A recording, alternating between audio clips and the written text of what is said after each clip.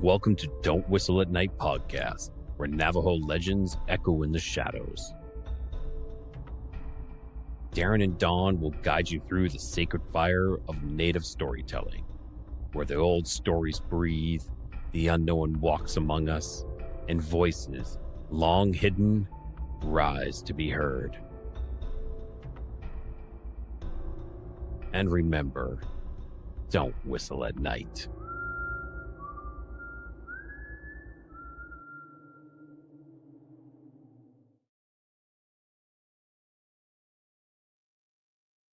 Hello, everyone. Hello. Welcome to Don't Whistle at Night. We are broadcasting live here on the United Public Radio Network.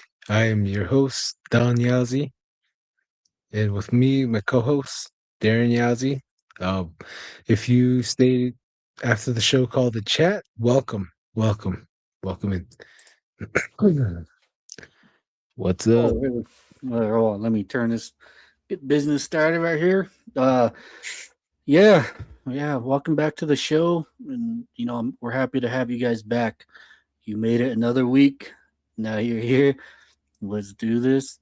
Tonight we got. I'm not quite familiar with who the man is, but Don did mention a rabbit, a bunny man. But there's one detail in that I would leave out because when Don said that, I was like, whoa, wait, what? Never heard that before. So, man, it's going to be a pretty good treat for everybody here and for myself, too, because the stories, the way you're hearing it is the way I'm hearing it right now. So, let's bring on tonight's guest. All right. Here he is, Mr. Kyle Hill. How's it going, Mr. Kyle? Broadcasting live here. Oh, we have a delay. Yeah. No. Bad signal. Res life, dude. So we'll see what we can do with this. Maybe we can do a video call or phone call. Yeah, we got a huge delay. All right, stay tuned, people. Stay tuned. All right, Kyle, go ahead. I'll give you a ring, and we'll just let you go on storyteller mode. Okay? Yeah. All right. What was that, Kyle? We got bad internet on your end. Yeah, man, it happens. Just Don will give you a phone call. And what was that? Am I coming through? Oh, no, yeah, man. Really bad, though. We got a delay. Man. Wow. Yeah. Pinch Chase, don't go, everybody. My name's Kyle Hill. Coming to y'all live from Oklahoma. Here to share some of my stories and legends that I have.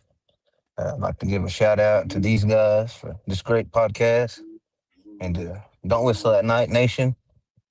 Oh, here we right go. there. I like that. Yeah. For me, it's young.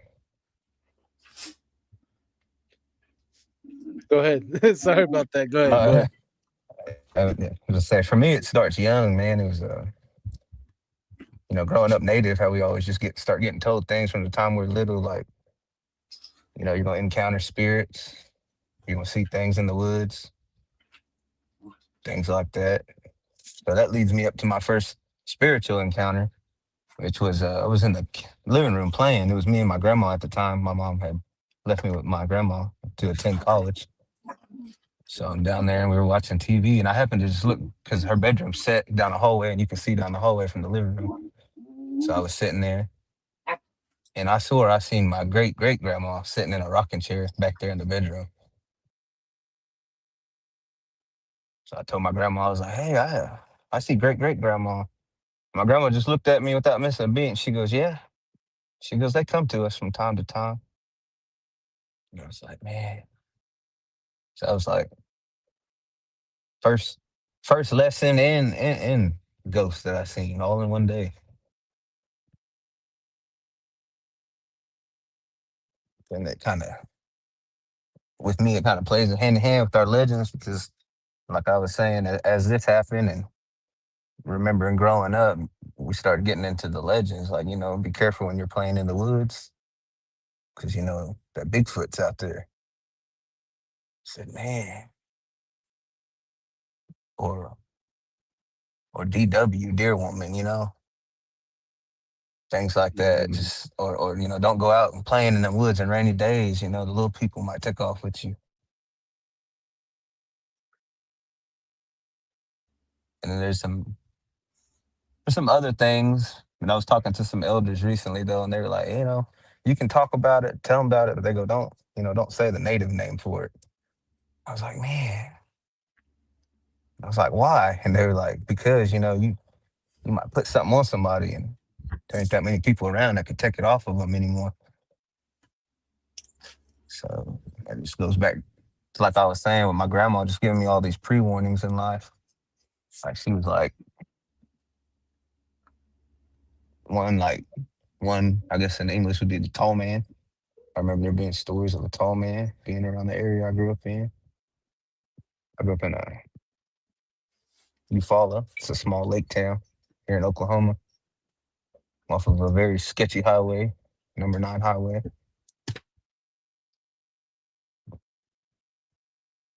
Just keeping it in chronological order, sorry. Oh yeah. So after your experience seeing your great grandmother, what else happened after that? Well, I guess after that happened, because I was with my grandma at the time, that made her stop and kind of start telling all these myths and legend stories. So that's how we got to the myths and legends part. So she was going in, telling me, like, you're going to see your ancestors from time to time being Muskogee. That's just, one of our strong beliefs is that they come and scare you. So what was that? Say again. She was just telling me, she goes, the ancestors being Muskogee, they're going to come to you, to guide you, protect you, scare you if they have to. She actually just telling me, like letting me know that all experiences.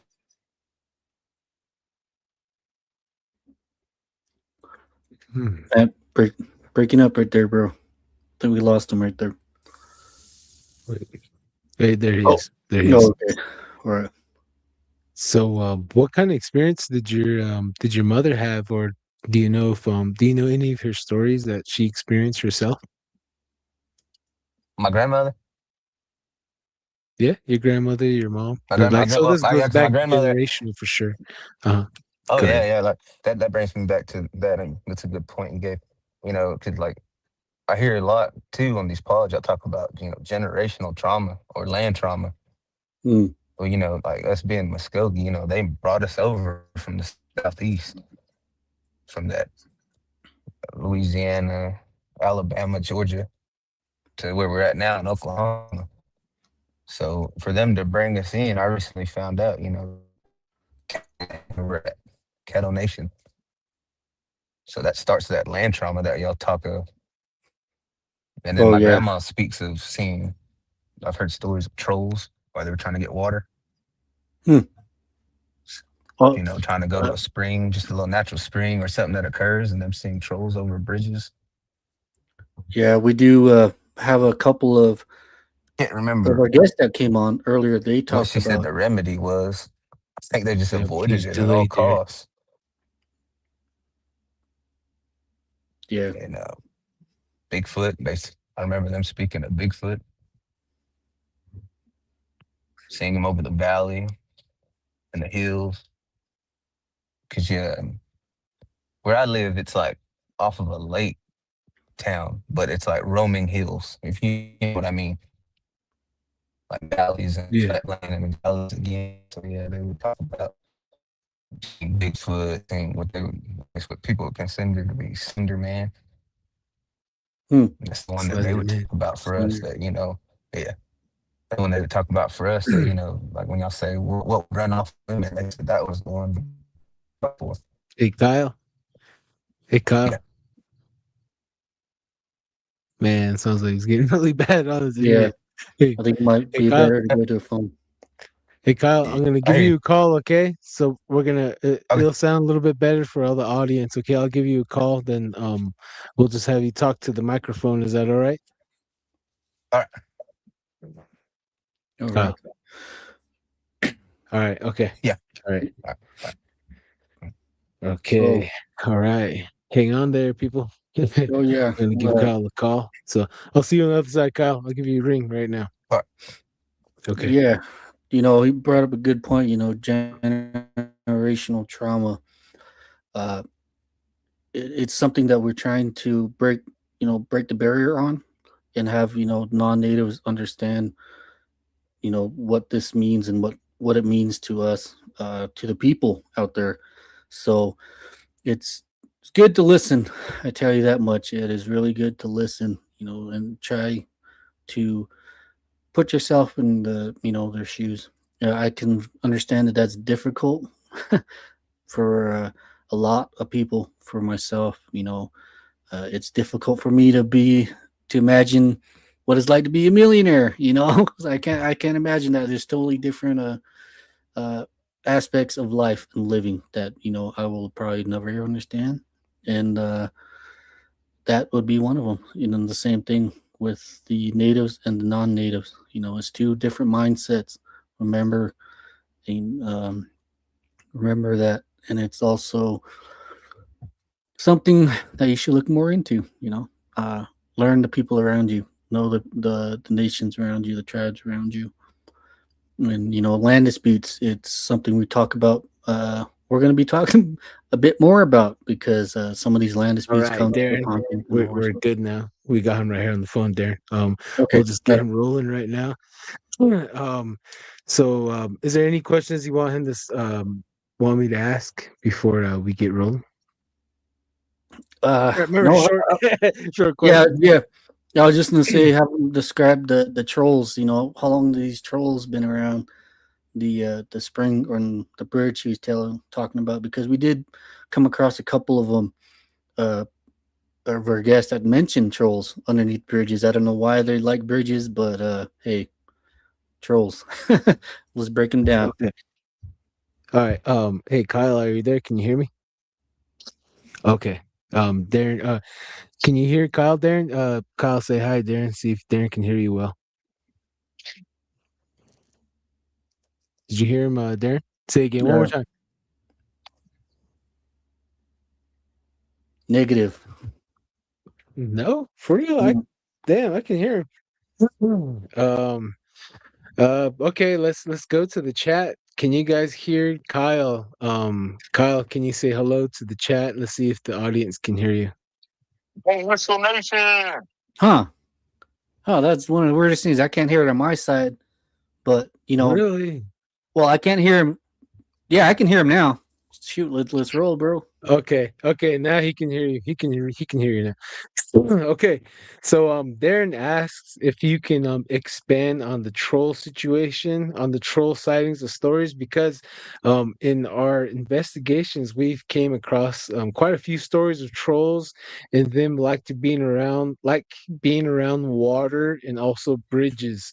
So could you tell us your stories on the troll in your area? Yeah. Remember grandma telling a story that her own parents they would run into one trying to get actual spring water. I remember her taking me to the spring. Yeah, they would just talk about they would be hiding around and like not wanting like a toe feed or nothing like how you would hear, but like just being very mean and not wanting them to get to where they wanted to go. Oh, So so you mean like it wanted something no, in return to pass the bridge, huh? really, simply. I guess like Lord of the Rings. What were those they had? I don't know if there were trolls in there or not, or what they called those things. But like what? Cause we was watching Lord of the Rings one time, and that's what she told me. She goes, "It looks like Which Oh, Lord of the Rings?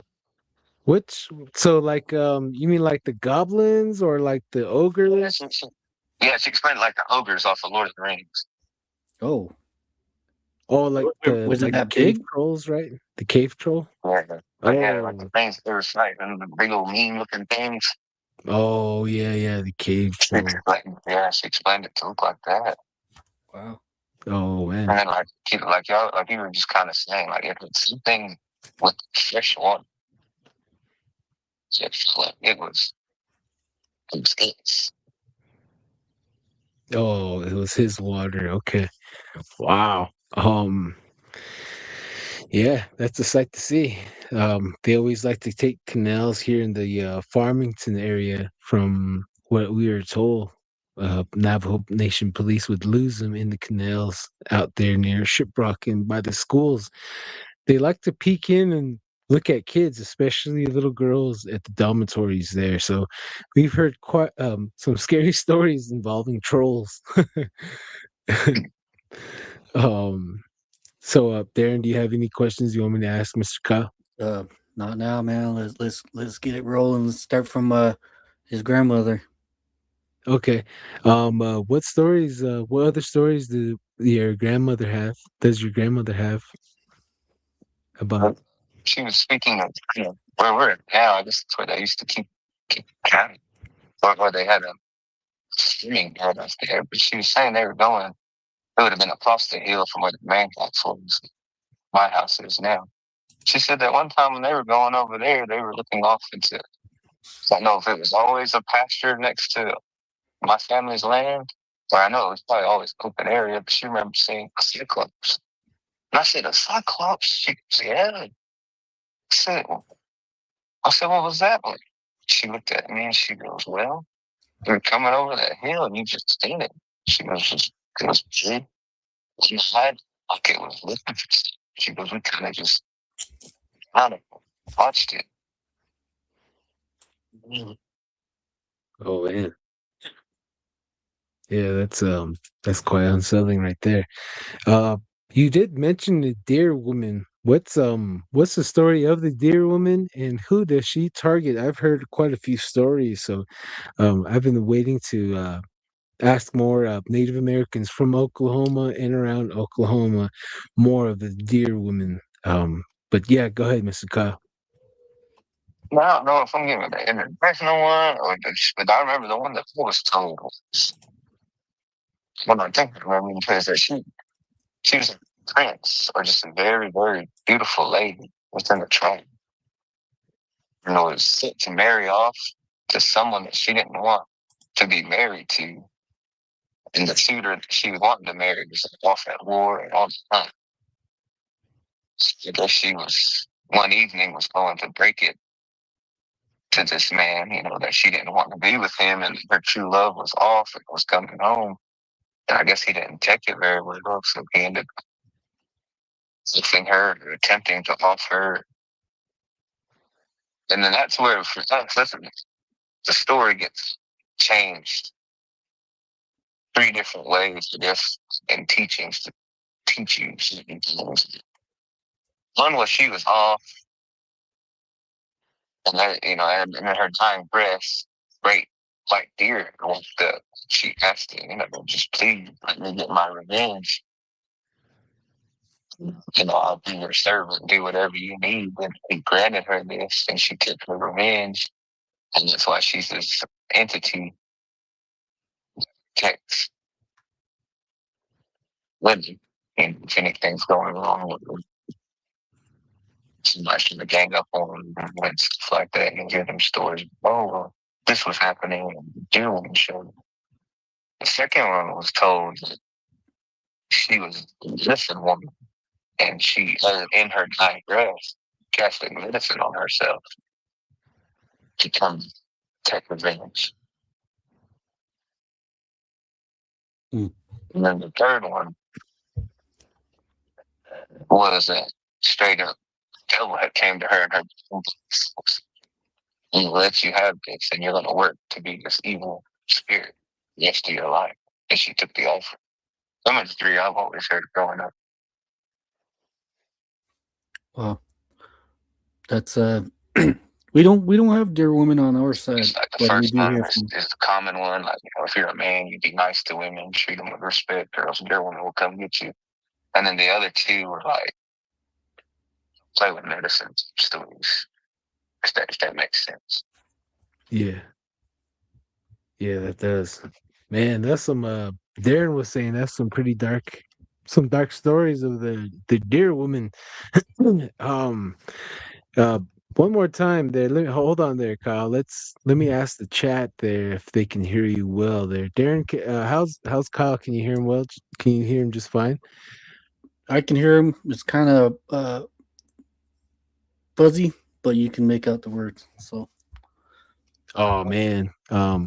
Okay, hang on there. How about you, the chat? Can you guys is that okay for you guys? Because we gotta keep you guys in mind, you know, if you guys don't like it, there's gonna be people on Spotify saying, hey, how can you guys oh, okay. I can't hear him well at all. He's muffed. Oh my gosh, okay. yeah, All right. Um Okay, Arizona Turtles, bro, says he sounds good. Sounds gooders, he said. Uh all right, look. This is kind of hard. This is a live show. Everyone out there, this is not scripted, not planned. The only mic check that we have is 10 minutes before the show. And before the show was okay, and it did get a little worse as the show was going. So we resorted to a phone call, and I don't know. I can hear him, but I can't. Oh, geez. Okay. Uh, maybe try coming back in, Kyle, because people are having a hard time hearing you through the phone. Try coming in. I don't know if you can drive to a better spot, or if you have one, that'd be awesome. Okay. All right. Okay, everyone, hang in tight there. He's gonna try to come back in. And apologies, everyone out there. Apologies to all of you out there. Darren, the deer man. You want me to ask some question about the deer man? Yeah, bro. I'm really curious. Like you always hear a dear woman, but you know that praise on the male audience. Then I don't. Is there a dear woman? Anybody have any stories of or dear men? Excuse me. Is there any stories of dear men? That prey on the mischievous of womenness out there. So hey, maybe. Probably. I mean, if there's a mermaid, there's a merman. For sure. Exactly. Sure. Right. If there's a breeding population, man, I'm pretty sure there's a deer man out there for the mischievous ladies out there. So Yeah. who knows? Arizona told bro says stand on the hill. Oh, there he is. Hey, looks like he's a lot better. Hey, I don't know what you did. That's a lot better, brother. That's a lot better. You can see the humidity around you. I have to get out and walk. I have to get out and walk around. Heck yeah. Make some elk calls, man. Maybe you'll call them the deer woman. Ooh, Get her in the what? heat. No, I have to be careful with my skinny stories now. Oh no. Let it out. Let it all hang. No, just Oh kidding. yeah, got to. I owe it to y'all. Oh yeah. All right, man. It's a lot better, man. Like day and night. Good thing. Everyone in the chat here. See, look at right here. Sorry to get you out of your comfort zone, man. Nivea's Angel says, sorry, Kyle. I would really love to hear your stories. No worries, Darren and Don. But I don't know if you can find a hill. Turtle Arizona Bro says stand on the hill. But however, you are a lot clearer and a lot better now. So 4K now, someone says right here. Okay. All right. So we're gonna carry off from the deer woman story there. Darren loves to ask a lot of questions. I do myself in the chat. You in the chat listening, ask questions if you want, and we'll do what we can. Go ahead, Kyle. It's all you. Yeah, we left off after the deer woman. So what was the next? Just me chronologically again. Yep. That was just a branch out right there. Go ahead. It's all you. The next one that I kind of remember that she was talking about. I know we were talking about asking me any dog man stories, and I don't remember like her telling a Pacific dog man or hearing one, but I remember them telling one that kind of went that a lady was being rude to a pack of dogs or just like really ill-hearted toward animals. And I guess she was being ill-hearted to the wrong dog or to the right dog. And she was told, like, you keep on, your kids are gonna come out like that. And I've heard multiple encounters that when she did have children, her child came out looking like a dog. Hmm. And they said that they lived around in the area and then kind of moved more into the woods, to live secluded because her child had looked like a dog. So even better, that's probably a story of caution to all you animal lovers out there. Take care of your animals. You might just piss off the wrong one and get turned into one. So, hey, Damn. That's The crazy right tree there. and the trees too. They can't whip you. Hey, Yep. another old saying. What's up, Navajo Ace? Yep. So I had in Oklahoma, you get there's a lot of sightings of the dog man as well there, correct? Yeah. I have to dive into it, but yeah, I know there is a lot more in Choctaw country though than it is for now for us. Hmm. But I mean, I'm chronologically I'm jumping way ahead, but while we're on it, over the winter, I was going into work, and me and my old lady, well, I thought somebody, which is just odd anyway, I thought somebody was up at like 4:30 in the morning feeding deer out of their hand, which that's weird anyway to see. So I'm like, hey, Damn. look, that dude's feeding deer. So my old lady looks over there, and she kind of just turns back and just grips the steering wheel and just keeps driving. And so we go through the whole day, and I'm talking to people at work about it. I'm like, man, I seen this dude feeding deer, and everybody was like, oh yeah, it's common around here. I'm like, no, it's not. So then it probably gets to the end of the day, and I'm getting in the car, and I'm riding home, and I'm like, man, I was like, I've been thinking about that dude feeding them deer off the side of the highway in the moonlight all day. And then my old lady looks at me and she goes, you seen a man in overalls feeding deer, right? I said, yeah. She goes, I seen a wolf feeding wolves in overalls. So Huh. I sit there and I start thinking about it. And sure enough, she was right. Because you know how when you sit back and you play something back, she's like, I remember it like this. I was sitting there, I was like, you know what? Sure enough, his white tail was up inside of the overalls and kind of tucked back down. And when we had went and the lights were shining on him, it took his face, turned it like that. Wow. I said, that was crazy. And I guess what I thought were deer was wolves. Whoa. Man, that's something else, man, right there. But hey, we're all about it, bro. Keep it rolling. Kind of got the Yeah. chills just hearing that, dude. Ugh. I mean, Um that's the problem trying to stay in chronological order, especially where I come. That's why I told them highly strange. Oklahoma Hmm. is a highly strange place. McIntosh County, that's the county I'm in, is a highly strange county. Eufaula Macintosh. is a highly strange town. Like You fall. there's work out there by other podcasters, that can cover anything I don't cover about that Hmm. area. It's like a Hmm. hotbed, especially even for the nation.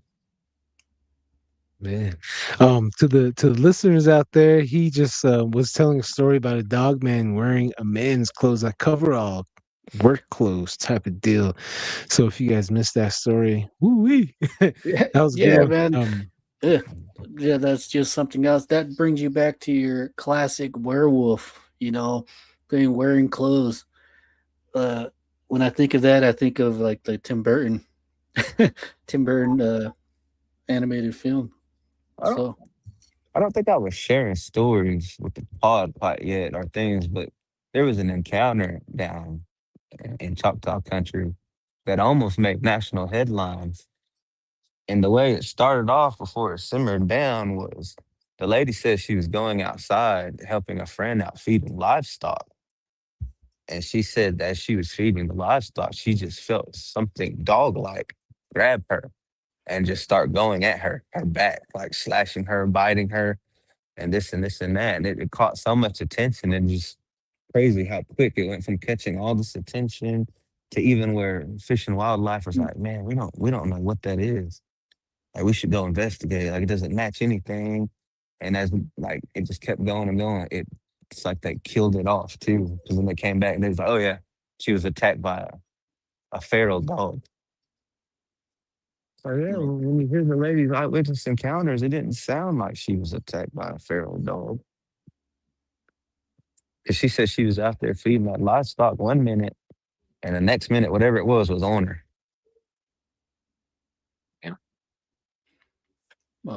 Very fast.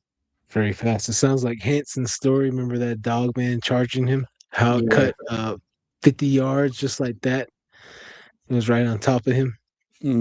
Man, that's scary right there. Hey, someone's behind you, Kyle. Nah, just kidding. I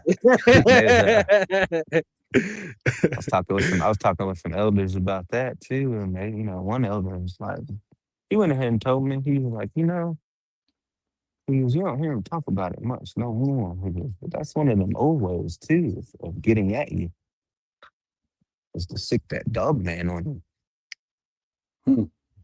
So I'm sure somebody still knows them ways, and they made somebody mad. Because if anything's easy to do in Indian country, it's make somebody mad. Dad, I hate to say it, but that's just a fact, bro.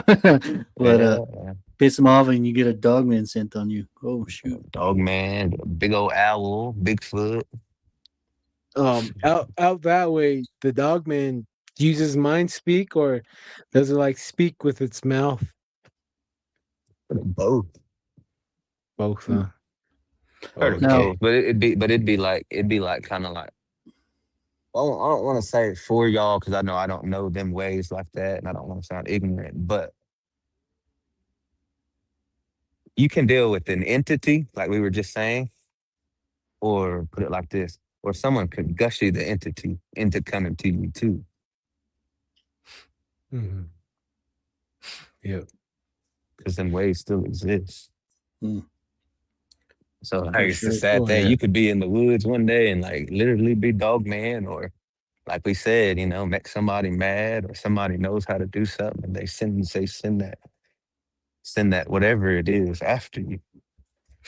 So on the dog man, they have like Twilight. You seen that movie that they had the two teams, and one was a werewolf, and that was a Native American dude. You think? Do you think there's a correlation between these? I always hear about these dog mans around Native American burial grounds. So the media they put out little stuff here and there, but I tend to think that, or maybe I'm just catching a little bit here and there, but what's your take on that? What do you think? And that's a good question. In a similar ballpark, I was gonna ask y'all and Mr. Lee, like, what do y'all think that Lugaroo and Rougarou is? Is that like is it really witchcraft, or do y'all think that's the first time medicine was turned into witchcraft? You know what? I think this is the first time someone asked us the question. Tell you, I'm not really sure. That's the first time right there. But I do believe in witchcraft. That's one thing I think all of us can, agree on. As much as people try to play it off, but there are works that play in the darkness, and some of them I did see. I did see some. And I can tell, all I can do is tell the audience, witchcraft is real. If it wasn't real, it wouldn't have been in the Bible, So the fact that people can turn into animals is not an unknown subject to us. We have or skinwalkers or Yannies out here that do, they do transform into animals. So the people have certain knowledge, certain information that that is dark. It's always going to be in the shadows. So, like you were saying, it's easy to piss off a native, and just to have them send out a Uluguru. Personally, I have my encounter with a dog man out there in Farmington, and from what I seen, it didn't look it didn't look fake. It didn't look fake at all. It looked like it was an animal, an actual living animal. But with these Yannies, these skinwalkers, when you see them, there's usually something off with them. It's more likely in the eyes, as we understand. It's in the eyes, or they look, not proportional, or just, they look fake.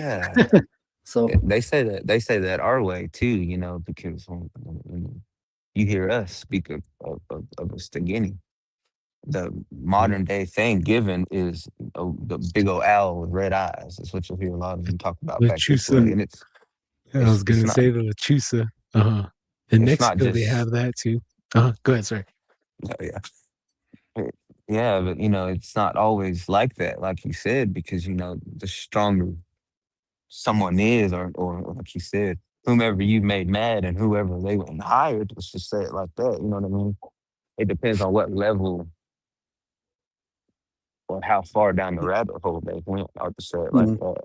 Because if they're true to their art, like you said, the only way you're going to be able to tell that, hey, that's somebody messing around, is like you said, something's going to be off in the way the animal acts. Like, it's going to walk different. His eyes are going to look different. Yep. A lot of what I hear y'all talk about too, and is I'll speak of it a lot, like spirits. You know how they'll say they'll see spirits with the big mouths and stuff like this. It's like, a lot of times what you don't hear us talk about is medicine can be done to make these things happen too. That could have very well 5 minutes ago been a dog. Right. Somebody done something to it, and now you got that thing walking around. Oh yeah, or it did it itself, because like we just talked about, I very well believe in evil itself too. I'm not gonna just put it all on medicine and people being ill-hearted, because I know the essence of that started from essentially evil. Oh yeah, most definitely. And for the Navajo listeners out there, he did say Gushy. He's a Muskogee from Oklahoma, and he does know some Navajo. Everyone's like, "Did he just say Gushy?" Yeah, I'm from the Odiga. I'm from the Odigas tribe out there. See, I stuttered when I said it. That's how you know it's official. That's what's up, man. That's why I bust out laughing too when he said that. Yeah, I got Gushy. I cracked up laughing. I was like, yeah, you did live on the ridge for sure. I guess my Che was Yadala tribe. Hey. Yeah. We're all right there too. Yeah, man, that's what's up though.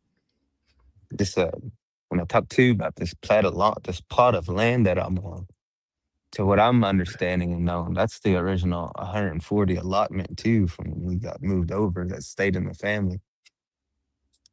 So my grandma also says, the Trail of Tears ran right through the back, basically the backyard. And with that being said, they would tell stories of seeing our elders and ancestors in the woods. Like, you would see them spirits. Oh yeah. On that long walk. What's up, Navajo Ace? They wanted to make forced it too. relocation. Yeah. I seen one time when I was little playing. I guess if I wouldn't have been so little, it would have been more scarier. You know what I mean? But yeah, man, full blown, just old school Indian sitting there in his mocks, loincloth, sitting there holding on to a tree, just kept peeking out, looking at me, seeing what I was doing. I was playing with my trucks in the dirt. Wow. Now, they talk about, when you talk about spirits, when the media talks about spirits, they don't really say that it was peeking around, like it was observing. They don't really talk about that too. So I wonder if that's a sign of like some type of travel, spirits poking out and looking, it's really weird, but man, that's creepy, bro. That's getting the fix right now. So, ooh. This will tie back in too. If man, I got a lot, so hey, you don't have to cut me off. We, But you're good. it'll You're tie back good. into one of my stories eventually that I'm able to share with y'all. Is like when we talk about these traveling spirits. Also a lot of us, the Jadi, or that's how we say it, or us Muskogee people, believe that these people can travel when they go on. A lot of them traditionally believe that they travel and can come and go as they please, as you need them, and then the church ones feel like they travel home one last time, so you might catch them. A lot of families have caught their loved ones traveling home.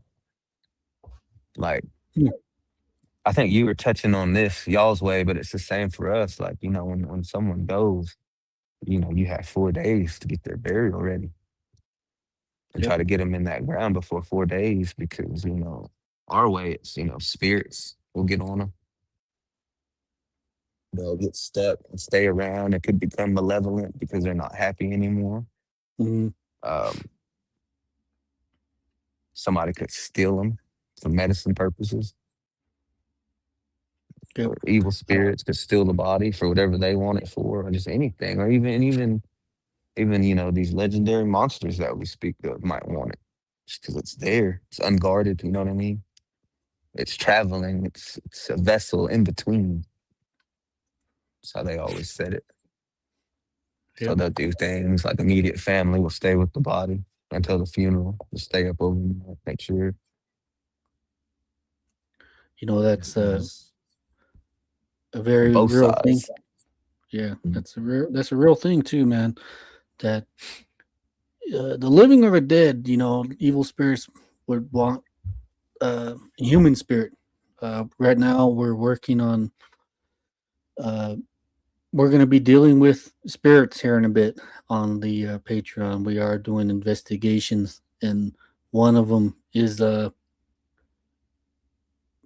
spirit that's been caught and is placed in a certain area. I'm not going to give too much information off on that, but it's a real thing. Witchcraft is a real thing, and I can't stress it enough. I'll say it as much as I can, but hey, people. Yeah, I'm right there. Hey, I'm right there with you. You can't not stress it enough. I mean, it's like, as much as anybody that's religious could preach to you that religion, a Native American can sit there and only preach to you that this medicine is real, whether it's good or bad. Yep, and that's what's up too, being man. very real. But the sad that, but like I had even asked recently, some of my peers and people my age, why do you think the world is coming like this? And why do you think you're having to deal with so much evil and bad? And then, my brother-in-law looked at me and he goes, because of the way we live nowadays, society. He goes, there wasn't money back then either. So all you had to do was go off of what Creator told you. So people were more afraid to do bad medicine. But then as, society changed and this way of thinking came in and that money came in, it stopped being so unthought of to hurt somebody over $100, $200 in a way that can't be detected. Like we can all go talk to our reservation cops, and what's the first thing they're gonna tell you? We have to respond to calls about mystical beings, about medicine in play. We can't not. So it like I said, it's real. You can even go ask law enforcement, and they'll tell you, yeah. I reported to a call yesterday about it. Yeah, that is true. My father is a Navajo Nation PD former, and he does say pretty much like, yeah, this is what happened, and this is this is the witchcraft that happened to us. It's a different form, out there, and I guess you would say, uh, your America police department, is very different than a reservation PD. They tackle with everything, man. You name it. Uh, Witchcraft, dogman, ghosts, spirits, UFOs. It's a trip, dude. It really is. And we are working on trying to get the Navajo Rangers on. So, hey, which is luck, man. So we'll get that part. Be a good one. Yeah. Hopefully they reach out, and if it does, it might be a Patreon exclusive interview for sure. And going back to the witches, and we have quite a few questions going back to that. Some people are asking, are the skinwalkers and the werewolf dogman or the same thing? And I would say no, because experiencing a skinwalker in a werewolf form, seeing it, and actually being around multiple Bigfoots, some looking like a orangutan, and some looking like a huge monkey man. And around the Navajo Nation, there was a man that fed one, and in the Sasquatch world, the Bigfoot world, there's 23 different types of Sasquatches, and I learned that off of William Jevening, my predecessor. Um, and the witches can take a werewolf form, and there is telltale signs of them when they are in that form. Whether they'll always have a bag, a little medicine bag, that they'll be a satchel that they'll have. Sometimes they'll have a Navajo kilt, or they'll have paint. Those are the telltale signs that it's a witch. Um, and if it's a dog man, Darren, he gave really the best description of it, and I've heard multiple descriptions of the dog man looking more like a hyena, and its ears is not as pretty. Like Randy said, it's not pretty like a German Shepherd. It's kind of off to the side and almost like a bear dog type of deal, and its face is like a hyena. Um, and even down to the Navajo cop out in Kaibito area, he said he looked in the rearview mirror and he saw like a werewolf, but that one was a skinwalker type of deal. So there's a fine line with a werewolf and a skinwalker, and usually it's someone that they know, or a family member that you're dating, a girl or somebody you crossed. So, Be, all right, be going knocking on your going back back on door the talking about, let me in. You know who I am. Let oh me in. yeah, I can't wait till you get to that story. Kyle has a really, really great example of that story encounter. What's really did happen, and I really did think they put you back to sleep and cut your hair or took your chonies, something. They Man, took something off of you. that's why I see them crows in it.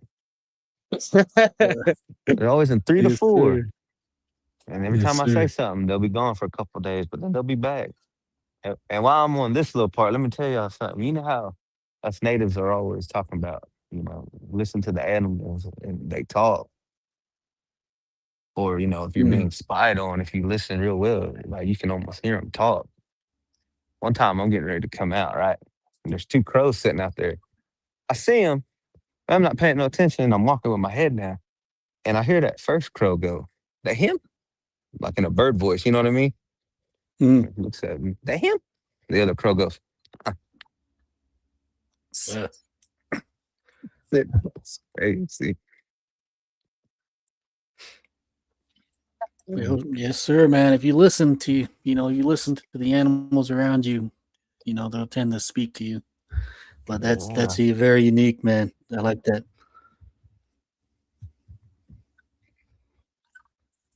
All right. Sir, yes, sir. After okay, going back to chronological order, um after okay, so you left off on the deer woman, huh? Going back to your stories. Yeah, and then And we kind of was playing into the land, into the house, um, mm, sitting back. Another thing that would happen a lot too when I was younger is, staying there. And that time my mom was off in college was we would be sitting down or laying down. So I was young enough. My grandma kept me in the room with her still. And I would ask her, I'm like, hey, you been talking in the living room? And she would be like, what? And sometimes she would get up and she would go check, like, so I would scare her. And then she would come back and she would tell me, that's when she would tell me these things about, well, the Trail of Tears just went back behind the house, or she would tell me, there's somewhere there used to be a what do you call them things? I don't know. Trolley, like horse and trolley, like there's a station out there that they would stop at along the way. So I don't know if it was like in the house vicinity where they laid the foundation or what, but that's what it would sound like people were talking like in a terminal. But as I got older, it was just one of them things too. As I got older, it just faded out. Like I can maybe hear it in the house sometimes, like if I'm like real dead tired. And I'll be like, man, there's talking in the kitchen.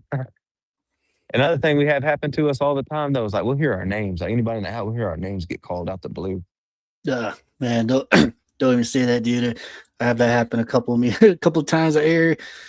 Oh man, and one of the weirdest ones is I respond and I look back and I looked up on top of the house. You're like, ain't no human gonna be on top of a house like that, like what the heck? Man. Well, I keep spoiling it, having to keep going on out of chronological. Well, I can keep going. Let me just keep pushing. So that, we go into that, and that goes into that time with that one. My grandma was explaining that, and that's goes into that happening because she would hear her name like her son, like my grandpa called it. I would too. Like he would always walk in the house late. Oh, what it was? He was a late breakfast type of guy. He was just that. He was that Indian guy. He wanted to come in late when he was hauling wood or doing this, or he was a pastor too. So I'm guessing coming back from church duties. So he would sometimes come in there. He'd bust in there, Mom.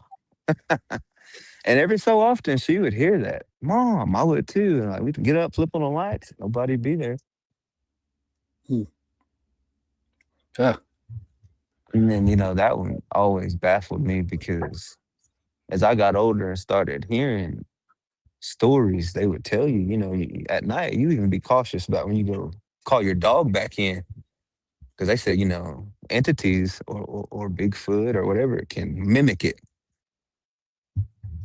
And out there on that property, one time I was calling my dog like that one night, and I wasn't thinking nothing of it. And right as he walked in, I was getting ready to shut the door. I heard the same thing I was saying coming from that wood line. Scared me. I just one of them things. Oh, that's real. Shut the door. Wouldn't lay back down.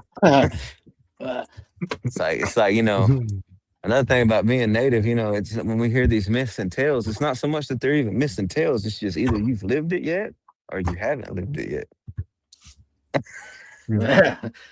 Right. And the same thing about when we tell stories. Like my stories are creepy and scary, but I know there's people out there that could tell you stories that make you never go outside again. Yeah, for sure. Even look at the moon too, because it's really hard to imagine a gargoyle flying up there and on the moon and then diving down towards you to scoop you up. That happened outside of Page, so I don't know if you've seen the gargoyle in your time out there. But we'll wait till we get to the Page stories. But yeah, man. I better hurry. No, you're good, man. We can do part 3, part 10, whichever, man. You're family now, so I'm always willing to come on. I'm always willing to come on and make y'all feel nervous. Heck yeah. My time living out in Oklahoma, I was near the Ozarks, or I was living like right on the Ozarks where it started. And I look into those forests because I used to work in the graveyard shift, and I knew there was something out there all the time, especially when I worked closer to the fence, filling eyeballs on you, and I just brushed it off as possums. There's possums watching me, it's all right. So I just brushed things off, and man, I wish I knew there was things out there. I would have ran around instead of drinking my money away at the time. That's made a lot of bad decisions. But next time I head out there, I'm going to be looking for monsters. Oklahoma will do that. Oh yeah, for sure. before we go any further, BCast33, message me, brother, because right here he says, the lady he was talking about, saying she was attacked by a dog man-like creature, still has a GoFundMe for her surgeries. What? I got definitely got to ask her a few questions. And then another one says, Alan Garrigan, my American friend saw a Bigfoot in the Mark Twain National Forest and described it as looking like a Chewbacca with yellow eyes. Oh yeah, Mm. that's how my Bigfoot was. He had amber eyes, but he was red. Um, MJ Eckerfruit, I met with our spiritual practitioner. He confirmed that they have a lonely Bigfoot in their area. Oh geez. Nivea says, and he can stay lonely. Yeah, he's probably looking for a Where? wife. Out here? Probably in the Navajo Nation area. Oh, MJ Yucca Fruit, send me a DM. Send me a DM. Definitely would like to get more information on that. Okay, before we read any more comments here, one more right here. Mary Beecher says, do people from Skinwalker Ranch have any idea what skinwalkers really are? If not, they should watch these podcasts. Oh, Oh very yeah, much agreed, Mary tune in. Beecher. Yeah. Oh yeah. Okay. All right, Mr. Kyle, you go for it, brother. Continue on your life's events. Go for it, brother. all right. The next one that's chronologically in there, and this is kind of a good one too, is we were around the corner from the same property at my aunt's house. It was me and all my cousins. We were playing up by her road. She had an old cattle gate. That's her privacy gate at the front. So we were swinging back and forth on that, playing around. There was a couple walking up the road, which this is like late 90s, early 2000s. So, it was real rural back then where I'm talking about. But yeah, there's this couple walking and they see us and they're walking past us. And as he gets far enough past us to where he would have to, just like an owl, he turned his whole head back around and waved at us. Oh man, it scared us all to death. I went running back into the house and ran to my aunt. 'Cause she was still alive at the time, and told her. And I guess she knew who it was, or knew. She was like, "Oh, such and such is just messing with y'all." And she went up there to the road and waited till they were walking back, and she really got onto whoever it was. But I'll never. That's one that I don't think will ever get out of my mind. Seeing a human be able to spin his head all the way around like that and wave. Yeah. I'd ask my cousins if they remember that. Yeah, it's kind of those old family stories. You see something when you're a kid, and then you grow up and like, you remember that? Like, bro, you just go back and just live the moment again. That's creepy. Same, same pack of cousins. Because it's a little out of chronological order, but same pack of cousins. We're all mid teenagers now. And we're in Lake Eufaula off the cove. We're sitting there, and you know how water ripples, so you think like it creates mud barges. So there's six of us out there, including myself, and we're thinking that we're on a mud barge. And somebody's like, "Hey man, if we're on a mud barge, this mud barge just moved." And, there always has to be that one cousin that goes, "Huh?" Come on, one cousin, she goes, "Huh?" And she starts kicking it. Mm. Boom, boom. About that third time, whatever it was, swam out from underneath six of us. And at the time, we were chest high in the water. All of us were. And whatever it was, swam out from underneath all of us. And the water was like 2 feet over my fingertips. And whenever it swam out, I went straight down. My hand shot up like that. And I ain't never been back in that water up until like last year. Hmm. But, there's history behind the waters too. It's a man-made lake. Lake Eufaula is. And there were tribal towns out there, more than just one. But it's most famously known for there being one out there. And they were all predominantly Creek speaking people at the time. They said, the Army engineer, they said they came in and they told them to move, and that they're about to let these floodgates open and all that. But like I said, these people didn't speak any English. So they probably didn't understand, and they ended up getting flooded out. So this lake stands over communities, churches, ceremonial grounds. that, weren't able to be put to rest the right way, like how they should have been. So this lake is just consumed by all this energy, things in it. And if you like, you could even go search it. If you search Lake Eufaula, there'll be all types of cryptid stories, ghost stories, sad stories. There's always drownings, and There's then another. lights, Huh? probably that light stories too, like lights in the forest type of Yeah, deal like too. they'll see lights in the middle. They'll hear trains out there in the middle of the water. You know that? And like I said, I know there's been people that have touched on this on their pause, not to take any light away from them. I guess just take this as, they're not lying. Right. Because these are stories when you come down that you'll hear people tell over and over again, seeing lights, hearing cows, hearing trains out in the middle of the water. Um, my grandma used to say, I was sitting there. I think I was texting this one night when y'all were on one of y'all lives. And I was like, y'all were talking about something. And I was like, yeah, my grandma used to say, don't let nobody lonely go by the water. Because whatever they're lonely for, they'll see it in the water and they'll dive in after it. So they say that Yeah. water's alive too and has to be respected. Yep. Mm. Can't disturb the water at night too, especially during the full moon. Can't disturb it. Mm. Yeah, they have like a lot of water babies that come out at certain times of the night. And one of our lives on TikTok, you were there. I don't know if you kept hearing me and my little brother saying, "Hey, we keep hearing voices, like a deep voice speaking," Mm. and then we would hear like a huge rock fall into the river. Like boom, and we're like, "Oh snap!" The whole time we're on the live with you guys at the river that night. Yeah, so there's water spirits, Bigfoots, cryptids, La Llorona. Oh yeah, do you guys have like a La Llorona out that way?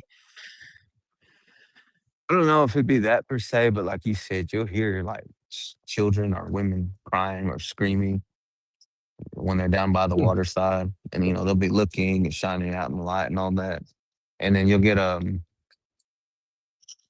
too to where like they'll see like splashing or like think a kid is drowning and they'll run off in the water. And that plays into like you're saying, but you really just shouldn't be by the water at night.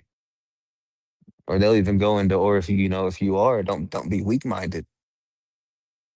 And then we were, people have drowned that way, and they were like, "Well, what happened? What made them go into the water?" And most of the time, sometimes they've had drinks, and that ain't even what got them. It's just the fact that, like, when you hear the stories back, they'll be like, "Well, we heard a kid, and then we heard flashing or splashing."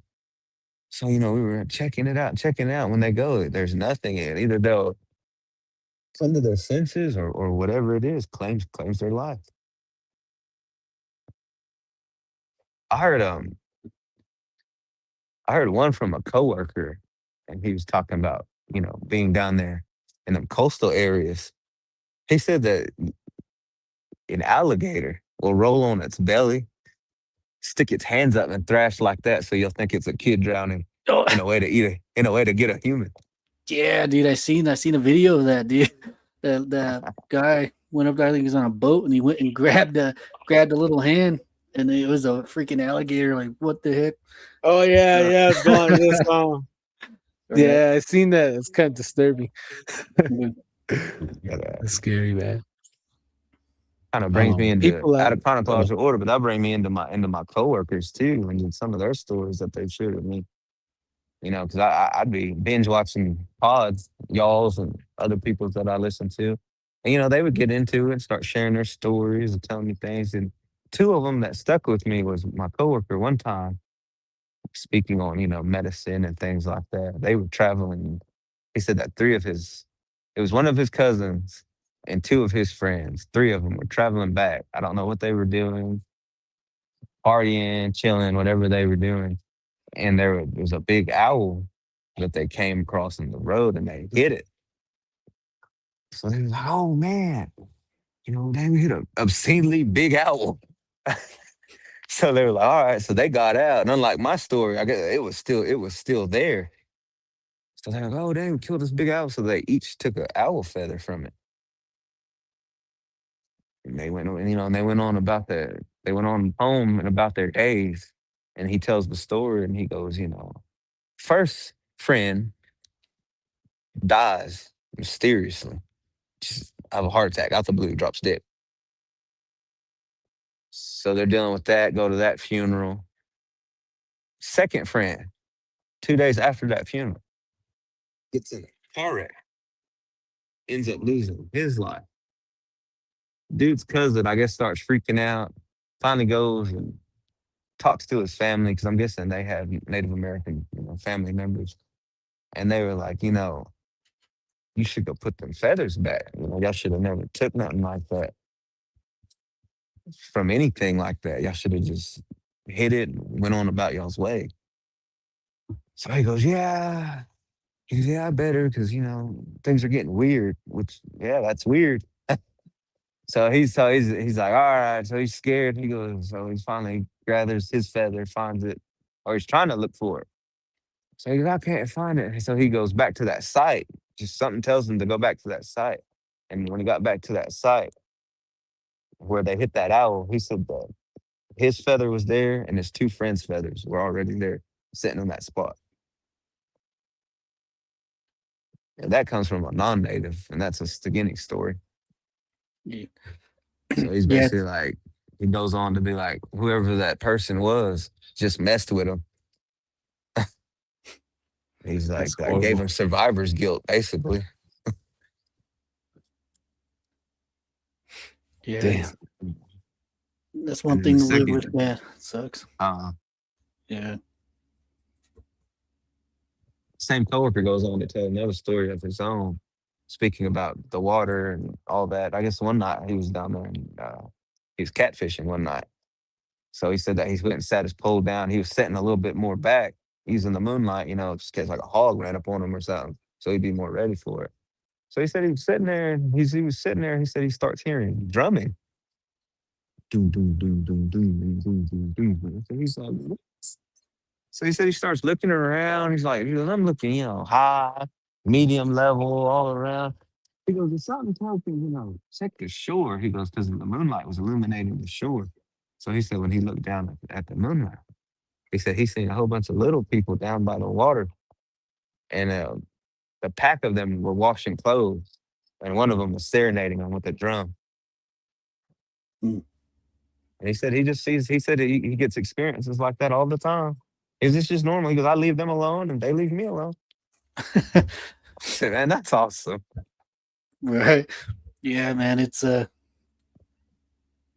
unique thing, man. I can say that too. Like, just all this paranormal stuff is just common. It's just a common thing that happens, and all you can do is just like, oh yeah, they're right there. That light's gonna come up here. Look, check it out.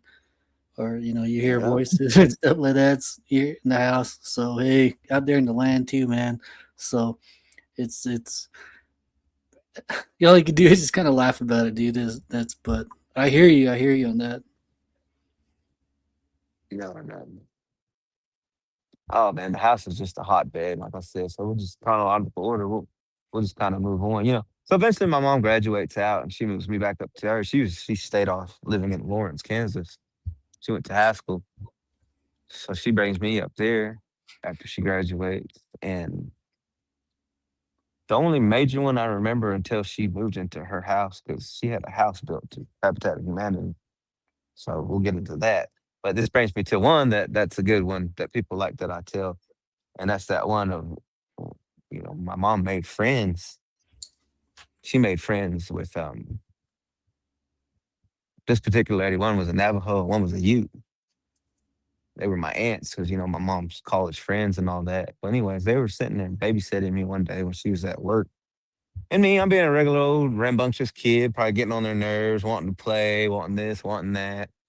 And then, finally, like I said, not to just use names like that. It's the only way I can do it. My Danette auntie goes, hey, I got something that'll keep your mind, you know what I mean? Keep your mind occupied. She goes, you want to see a magic trick? And I'm like, yeah. Yeah. She goes, all right. She goes, what? She goes, all right, I'm going to shut your mom's door. She goes, I'm going to go in your mom's closet. And she goes, before you know it, I'm going to be knocking on the front door.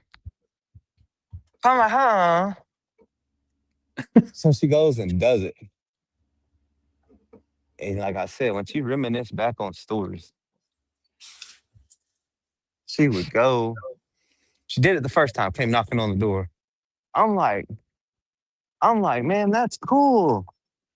And do it again. All right. So she goes and she does it again. I'm gonna keep having her do it. So she's probably done it like 3 or 4 times now. And then I'm sitting there and I'm starting to get like put 2 and 2 together. I'm like, how's she doing this? Because like the apartments we lived in were like old college apartments. So they had the little sliding window up top like that. So A, it wasn't really big enough for her to get out of anyway. You know, she was a pretty petite lady. B, you would have heard her going in and out of this window. So she's doing that and doing that. And so finally my Ute aunt catches on, or just got annoyed, you know, being a native woman. Wow, why you keep knocking on the door? Why you keep coming in and out? So she asked her, she goes, hey, she goes, what are you doing anyway? So she goes, nothing, I'm doing a magic trick to keep him occupied. She goes, okay, but what are you doing? She goes, well, I'm going in here. And she goes, and I'm appearing outside and coming and knocking on the door. So she goes, she goes, show me. So then them 2 go in. I wasn't allowed to go in. So now it's her and my aunt go in there. And she does whatever she did. And boy, by the time she came back, whatever she was doing, by the time she came back in, my aunt stormed out there and was like, hey man, you don't be doing that. You don't do that here. We don't need none of that. That ain't no magic trick. So I gotta prove my theory right too about, yep, she wasn't going out that little window.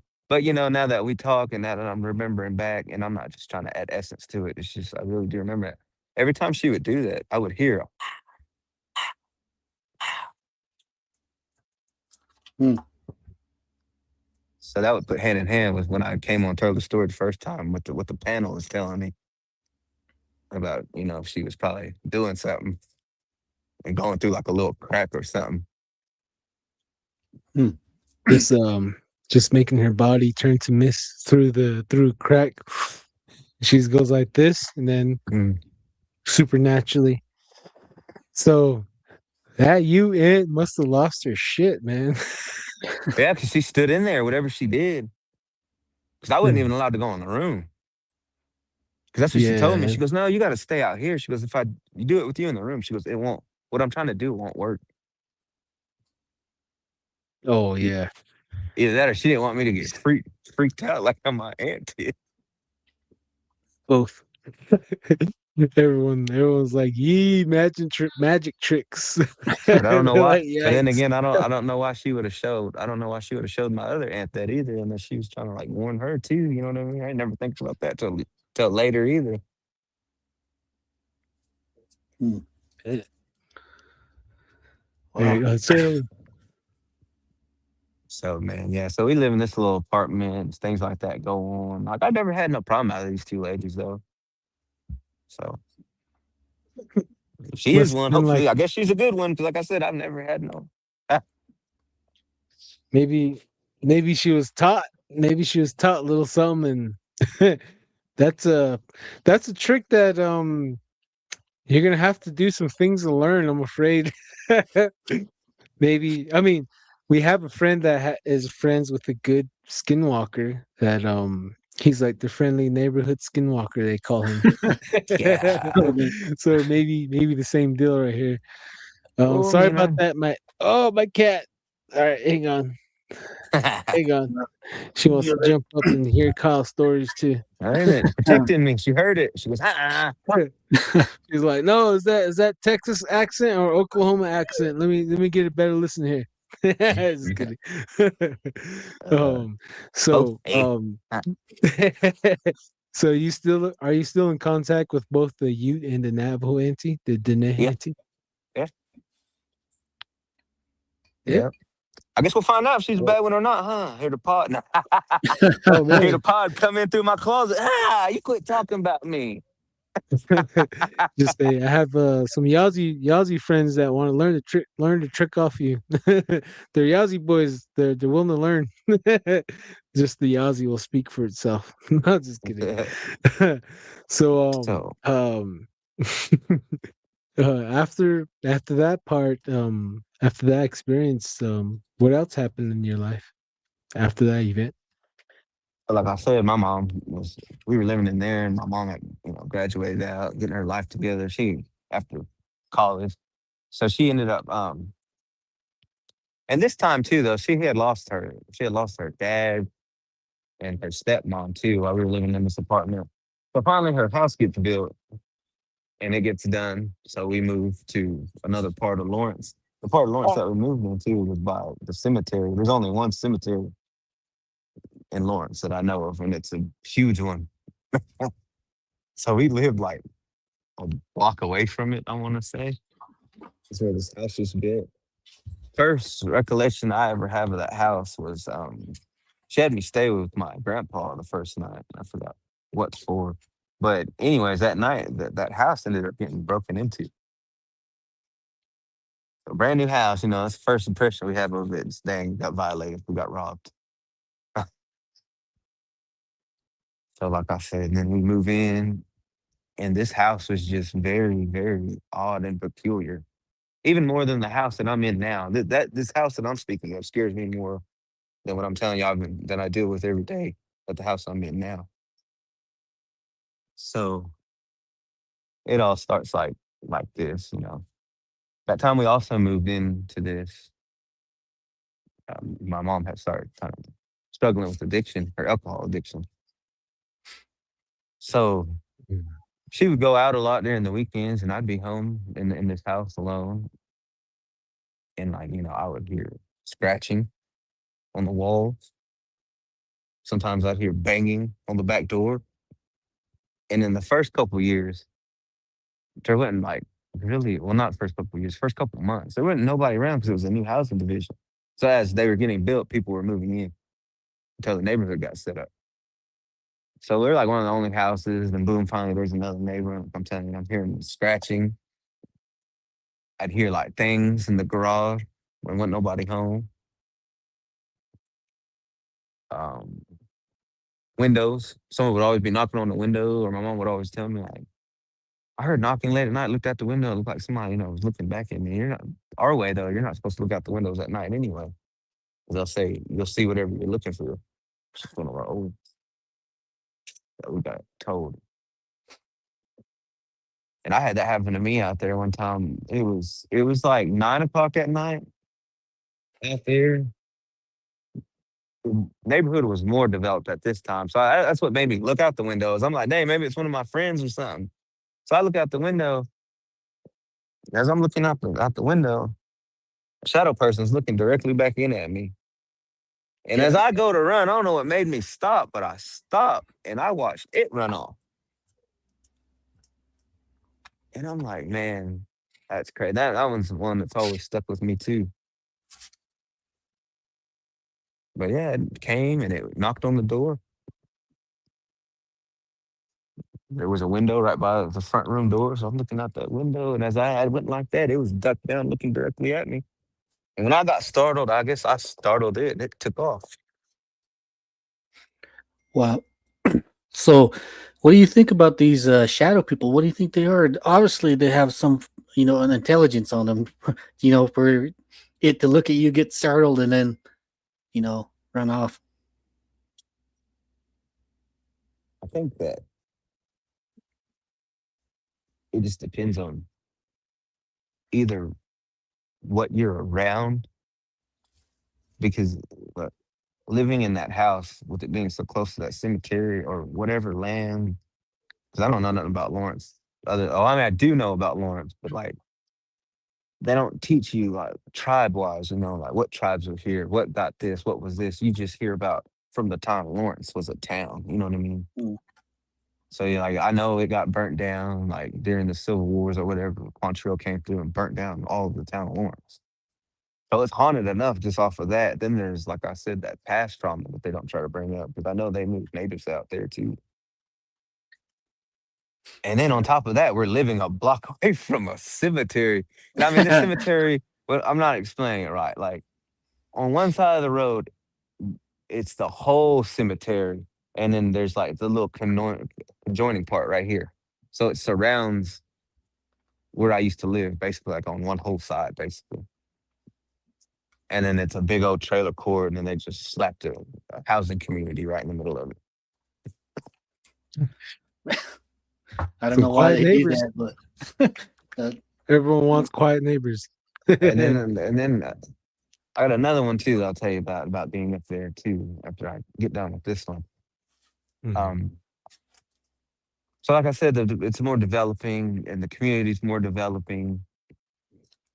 And I'm getting all these weird incidences happening. But when somebody's stuck in their ways or something, I'm the party pooper. So they're not worried about I'm legitimately getting freaked out, scared, creeped out. And I'm telling these things. And all I'm getting over the phone call is, well, bar closes down at 2. I'll see you then. Other than then, you're on your own. yeah. So I just finally got like hip to it. Or my grandma finally ended up coming up to help my mom out with me.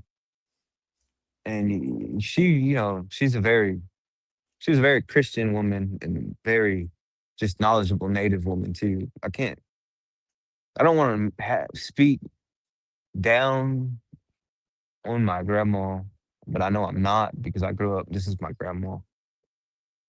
But why I say that she was also very Native is, she still would practice some of her medicine ways. And I would ask her, one time I asked her that too. I said, if you're supposed to be by this book and believe in God, why did you, or Jesus, I should say, not God. And she was like, well, she goes, some things are older than Jesus. She goes, and only creator knows the answer. And these are the only things I know that works. She goes, you can pray and pray and pray and pray and pray. And sometimes she goes, that evil will just come right back. It don't care. Even worse. She goes, It's but when you go sometimes back worse. to these, Mhm. she goes, but when you go back to these old ways, she goes, they work. I was like, man. So, like I said, this is a weird house. Like I said, there's the knocking, the growling, the window things. And I mean, like, aggressively rattling. Like, I'd be home alone, the back door would be like, oh, I already knew what it was. You get immune to it, I guess. Like, you'd hear doors opening and shutting. And then finally, one night, one incident I'll never forget is my grandma had went home one weekend back to Oklahoma. We were still up there. My mom ended up going out. And it took me years and years to figure, like, think of what I had seen. And I'm telling you, I think I seen Goat Man. And what Oh, it was really? I think he was just letting me know, like, for now, man, I got your mom in a grasp. And there ain't nothing. That's why he showed himself to me, because that was the way of, like, really breaking us. But anyways, he walked out of my mom's room and into our bathroom because they were kind of adjacent. And the way I seen him, he was green, black hair. His horns were rolled like this, and they stopped right here. His eyes were bloodshot red, and he was green. He walked out my mom's room, and he Oh, stopped in the hallway, and he just looked at me for like a hot second. Till he waited till I caught eyes with him, and he just walked into the bathroom. oh, And it man, was the this is same inside. thing. This is inside a house, huh? Yeah. Man, dang, dude, that's you go home and you lay your head down to rest, and then you have a freaking green. Is it was it a green skinned or is it green hair? No, he had black hair. He had like green skin. Green skin. Oh, Yeah. okay. So, uh, the way I see a goat man, it's bare skin from the below the waist type deal. Just how the little those old cartoons depicted it. Is that how? I don't know how to he might have had on like fur pants, but to me, just being scared and seeing that emulating green, and I'm guessing like where he would have goated off was black fur, and then where it would go down to his hooves and ankles and where the fur would stop, it was green again, Hmm. and black hooves, and the ugliest red eyes you would ever see. Uh, Like the uh, closest thing I could almost get to is that thing off of, is it Angel? Remember when his buddy, like the little comedy relief, the green thing, Angel. the TV show. Oh man, I need to tune into that, dude. I need to watch that right now because But that, hey, like just that color green and them ugly red eye, but like a completely different look. Because I think that was like supposed to be a demon, unless it wasn't goat man. It was just a straight up alcohol spirit. It was just that strong. It was able to show itself like that. man, I like that. I Was like your that. was your mom sipping on grandpa's cough medicine during the time, or was there any like open That's beverages yeah. around? My mom was pretty bad. Her addiction for a long time, and this was Oh, jeez. like like I said, this was after like the scratching, the knocking, the hearing things in that house, just the weird abrupt things. I I guess after she had got her house, the, of her losing her mom and her dad, basically, she didn't take it right. She turned to the alcohol. So he would come and go, and it would correlate with my grandma. Them two having a bad relationship, and then these things would happen in this house. And then I'm gonna get to another thing with all this too, though, is like this will lead me up into my second incident with some spirits or with something weird and just within this house happened. One night, I'm setting up later watching TV. My grandma just being the older native woman she is, and nighttime, even for us creeps, that's a no-no. You're supposed to be asleep. There's nothing more you can do once the sun goes down. Mm. Farming's done. All the activities are done. Now them legendary monsters and creatures and spirits that we speak of and warn you of, this is their time. So we respect that. We let them have it. You tell me what else. Hey man, you ain't go bad, man. Can't nothing go good. Like, I think I was up watching like Godzilla. Sci-fi used to have the bomb marathons out the blue. It was a Godzilla marathon on sci-fi. So I was up trying to watch it. So she tells me that, and she goes off, and like 30 minutes later, I see her standing there. And I'm like, that's weird. I was like, that's weird. My grandma just went to bed. And I'm looking at her, but then I notice not only is she standing there, but she's hovering a good 2 feet off the ground. Her eyes are whited over. Her eyes are whited over. She's sitting there, and I'm like, what the hell? And so I get scared. I'm like, because it was like real quick, you know what I mean? And then she was gone. And then I was like, what? So I go check on her. And she just had, my grandma had happened to just been up, sitting in her bed. And she asked me when I went back there to ask her to let her know what happened to me. She looks at me and she goes, Chaban, which means boy in our language. She goes, Chaban, didn't you just come in here? I said, no. I said, I'm just now coming in here. I said, didn't you just come in the living room? She goes, no, I've been laying right here. I thought I just got done talking to you. She goes, but now that you said that, she goes, when I seen you, you had white eyes.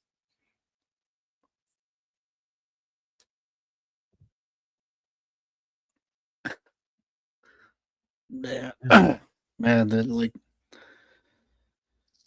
where can you put that? I sit there and I'm trying to. I'll think about this, man. I'll think about this a lot more after after we're done here. But man, that is I don't even know if would be called a haunted house, dude. That seems more like almost like a possession type deal. It might have been leading into that because that'll lead me into another chronological story. History Channel had a documentation one time on exorcisms, and Hmm. I had got fascinated, and I was like, man, I'm gonna watch that. Once again, good old grandma, she's right there.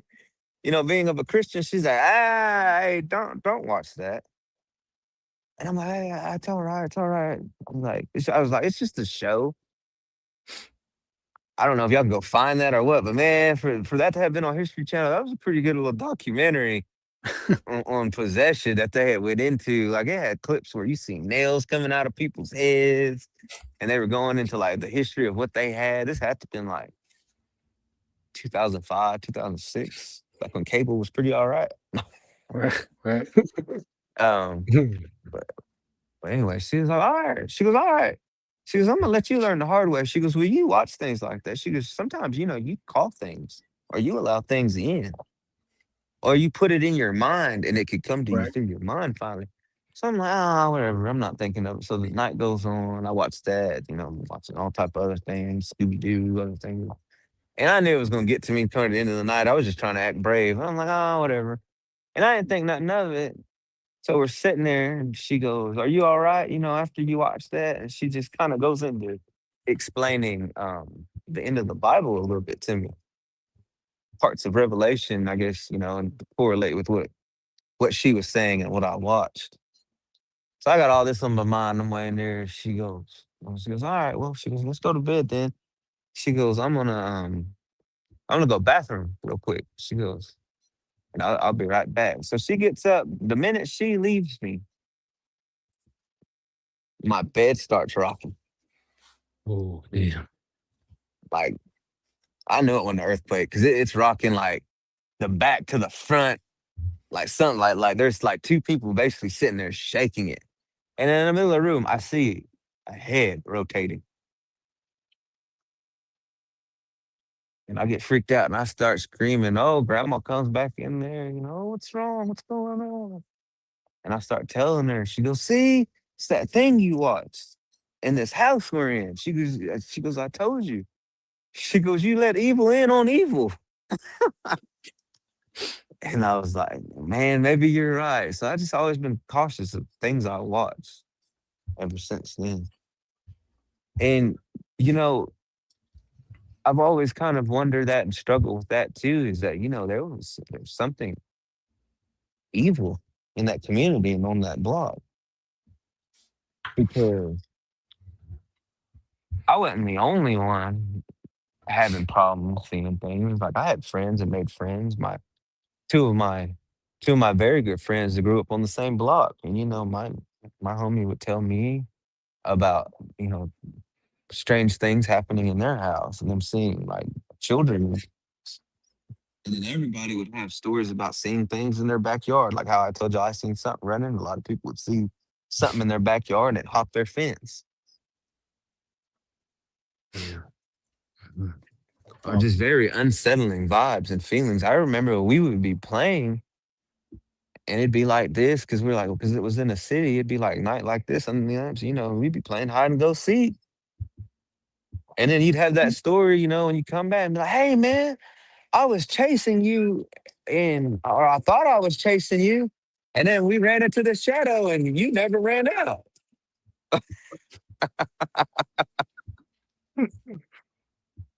Or like I said, because it was Lawrence. Lawrence kind of sets in hills too.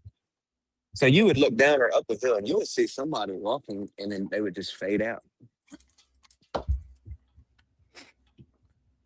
So now and here's another thing though. I used to always find ease and I always wondered why nothing never happened in that living room. That would be the only place where I felt secure and safe. But now that I think about it, why I think nothing was ever able to happen in that living room is there was sand paintings in there. There was a dream catcher in there. There was a flute. There was a feather that had medicine on it and a powwow stick that was blessed. And then I believe in the kitchen was the Last Supper's picture, and over the door was a cross.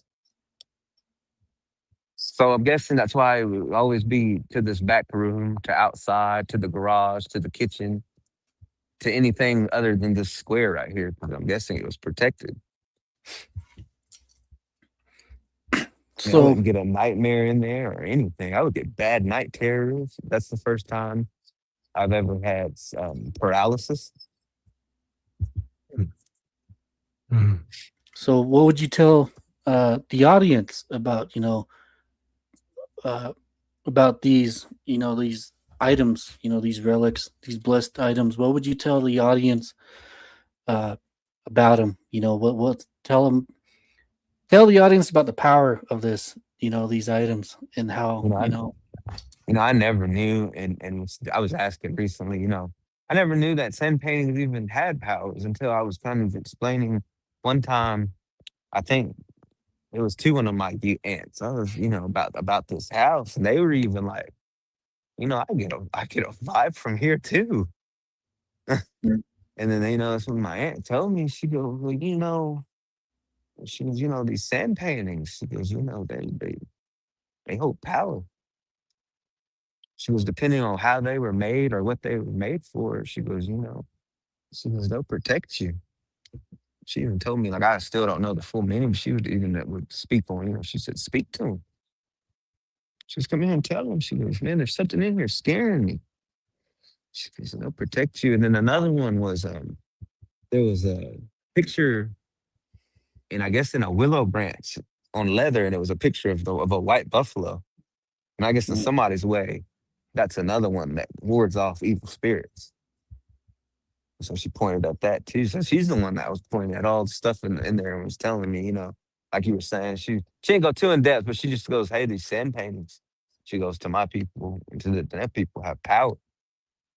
She goes, and I think she referred to like Lakota with that buffalo painting. She goes, that one's supposed to keep bad things away. She goes, the drumstick.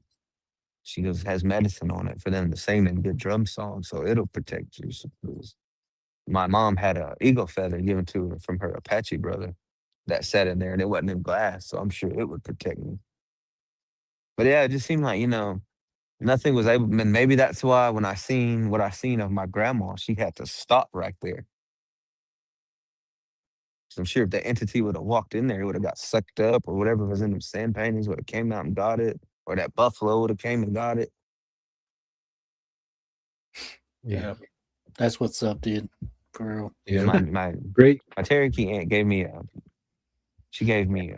dream catcher, and it kind of helped too with my room because I would get weird night terrors, and they would be like of like entities like being haunted in my dream. Can't wake up, so that would be like that paralyzation. A couple times I knew I had to have been awake. So and it just leads me back to wondering, like you were saying, and just to this area, if I was supposed to have got possessed and just didn't. Because I was also like mentally having a hard time, acting out. I just thought I was going through puberty, but then when I'm looking back, oh, yeah, that was a little more than puberty. Because like you said, I did. I felt like the whole time we lived in the house, it just felt like there was a dark shadow on me, and it's because it's like my mom was going through this addiction, and I couldn't have her understand. Then she ended up having my brothers too, and me and my grandma was like, okay, that'll slow her down. She's a good, but addiction is just one of them things. And it plagued her for a long time, all the way back. And I got stories of being up there in different locations with her. Like I told the story. Well, I had always kind of noticed this after we moved out of this house. So we moved into another apartment after that house for whatever reason. So we had to move. And she was still battling her thing, and I'm helping raise my brothers. So now it's just us.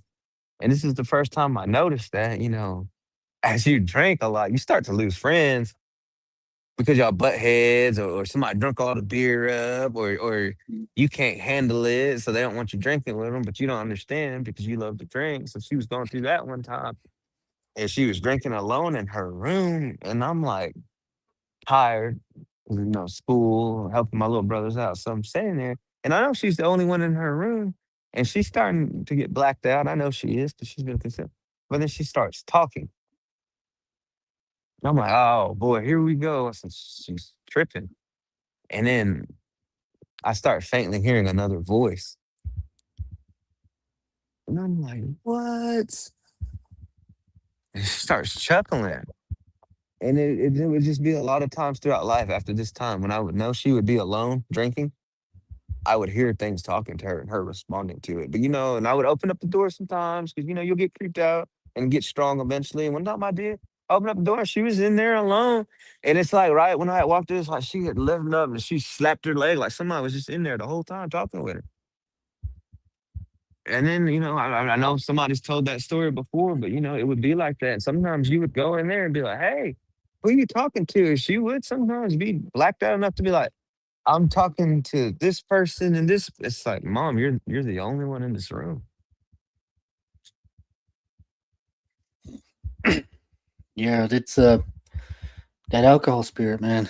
I'll let you, credit Lodge Tales for that. That's a lot of information that he dropped, and I listened to it. And I do remember seeing a TikTok video. I think it was out there in Alaska, or yeah. And in the video, a man, he's arguing with the spirit, and they were saying that the alcohol, came with the spirit, and he was arguing in the kitchen with it, and you could hear the thing talking back, and he's sitting there trying to plead with it too, man. It was disturbing to say the least, man. But I do believe in that. I do hear that, dude. So, oh man, My that grandma that told me Yeah, that one. man. Like even in Gallup to Farmington, we've been around, and we would see a lady. Usually, it's always a lady, and she's screaming the top of her lungs, saying, "Shut up! Get away from me! Leave me alone!" And then we'd be in Gallup, there'd be another lady saying the same thing, screaming at something that no one can see. Leave me alone! Shut up! So it's very sad. People need help out there. I had a Alcohol friend. spirits. I had a But friend go explain ahead, something like Kyle. that one time with people with Mhm. like not drunks, but with addiction, like high. He would be mhm. like, because when you see them acting like that, sometimes he goes, we just write it off. Oh, they're tweaking. Because you never know what they might actually be seeing. He Exactly, goes, man. or why they're so. He goes, have you ever like? He goes, watch this, and he did it. He walked up to one of them. He goes, ma'am, I'm not trying to be rude. He goes, but may I ask, why are you like this? You know what I mean? And she looked up at us and she goes, there's always been something on me. She goes, nobody believes me. She goes, but when I get high, I can deal with it. What? And it just kind of always made me look like you were saying, like you'll see him talking and flailing or even fighting something that is not there. And it just makes you wonder, like, I don't know, or like you said, as natives, I guess we watch a little bit more. But like, have you ever noticed, like sometimes something did grab them back, or something was there with them? It's like if Mhm. you go Yeah. back and play it in your mind, like yeah, that one swing that they took, if you look, something did grab their shirt and pulled it out. It's just like, And oh no, especially when someone's going up the stairs and it's like heavy, like when people are going upstairs not drinking or high, it'd be like tick, tick, tick, tick. And then when they come drunk, it's like boom, boom, boom, boom, boom. They're extra heavier. So my I don't know grandma if would you caught also that. say that too. She goes like the spirits get on you. So like you were saying, so like you're holding the Yeah, weight of more than just one person. My grandma was heavy on that. One of yeah, her things that she would do, I never asked her did, every now and then she would bathe in ways that she knew how to bathe. That's why she would do it. She said because it felt like something was weighing her down and making her sick. Or there's a ghost on me. That's what she was saying. I need to get it off of me. I said, man, I said, where do you? I would ask her, well, where do you think you picked it up at? And she would tell me, oh, well, there was real negative energy in this one place. And a lot of times, back to that house that my mom had her first house that she had ever. It was like that. She goes from this house. She goes, I don't know what it is too. Just it's like how you hear with the alcohol spirits. She goes, I don't. She goes, I could pray. She goes, we could smoke it out with cedar. She goes, we can go get medicine. She goes, as long as she's drinking, it'll come back. I said, man, that's crazy. But it was never explained until watching all y'all, and like you said, Rob, that them were alcohol spirits. We just called them spirits. My grandma just made it sound like, because of the drinking that the evil was allowed in. But now y'all said, no, it's a whole spirit within itself. I said, okay, that makes sense. Right. yeah. There's It gets worse another. too. Oh, Uh, go ahead. Sorry. I was Go ahead. going back to chronological order. Go ahead. We Oh might have no, a good you're one. good. You're good. You're good. Back to Lawrence too. There's another stretch of apartments on way off on the other side of town. First time I ever got introduced to this was visiting. We would go over there and visit our cousin. She would always have weird things happening to her. You know, her and her man would always be into it. And she had like opera mass as decorations. She said one time they were in there and like lightweight arguing or had just were trying not to argue, so they were sitting separate. And she said something walked up. She said the way it walked up and flew off the wall. She said like something went up there and grabbed that face off the wall and threw it. So later on, like 5 years later, my best friend happens to move into them apartments, him and his family. So I'd be staying over there with him a lot. You know, we'd be asleep and we would like all wake up asking each other, like, dang, why'd you stand over me? You know what I mean? Or what was you doing in the kitchen for so long last night? Or what were you doing? Why'd you stop off in the hallway and then, the person would always be like, man, that wasn't me. Or we'd be sitting there playing video games or something like that. You know how most apartments have them two little windows that you could see out of back in the day. Well, they were like that, but they were the type where you couldn't see out of, but you could see like like light and figures. So every now and then you'd see figures walking past that thing. You know, you'd open up that door and look, just being nosy sometimes. But when nobody be out in that hallway, or even then, it'd be so powerful enough, it'd even come knock on the door sometimes. Doof, doof, doof, doof, doof. And then when you open the door, nobody's there. Or like banging, or like you'd hear moving around in empty units. And then while I'm saying that it was evil, man, this one time I had walked out when my cousin was staying there. She stayed up on the third balcony.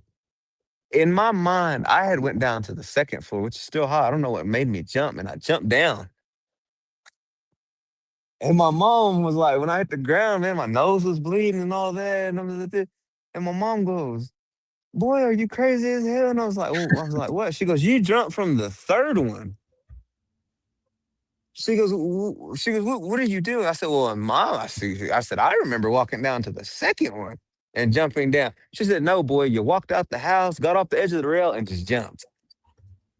I said, that's not how I remember it in my mind. But I'm sitting there hurting, nose bleeding. And when I think back on that one, it was the energy of that place or whatever. Or maybe something took over me in that split second. That's the thought it gave me. But yeah, she goes, yeah, you jumped from the third down. And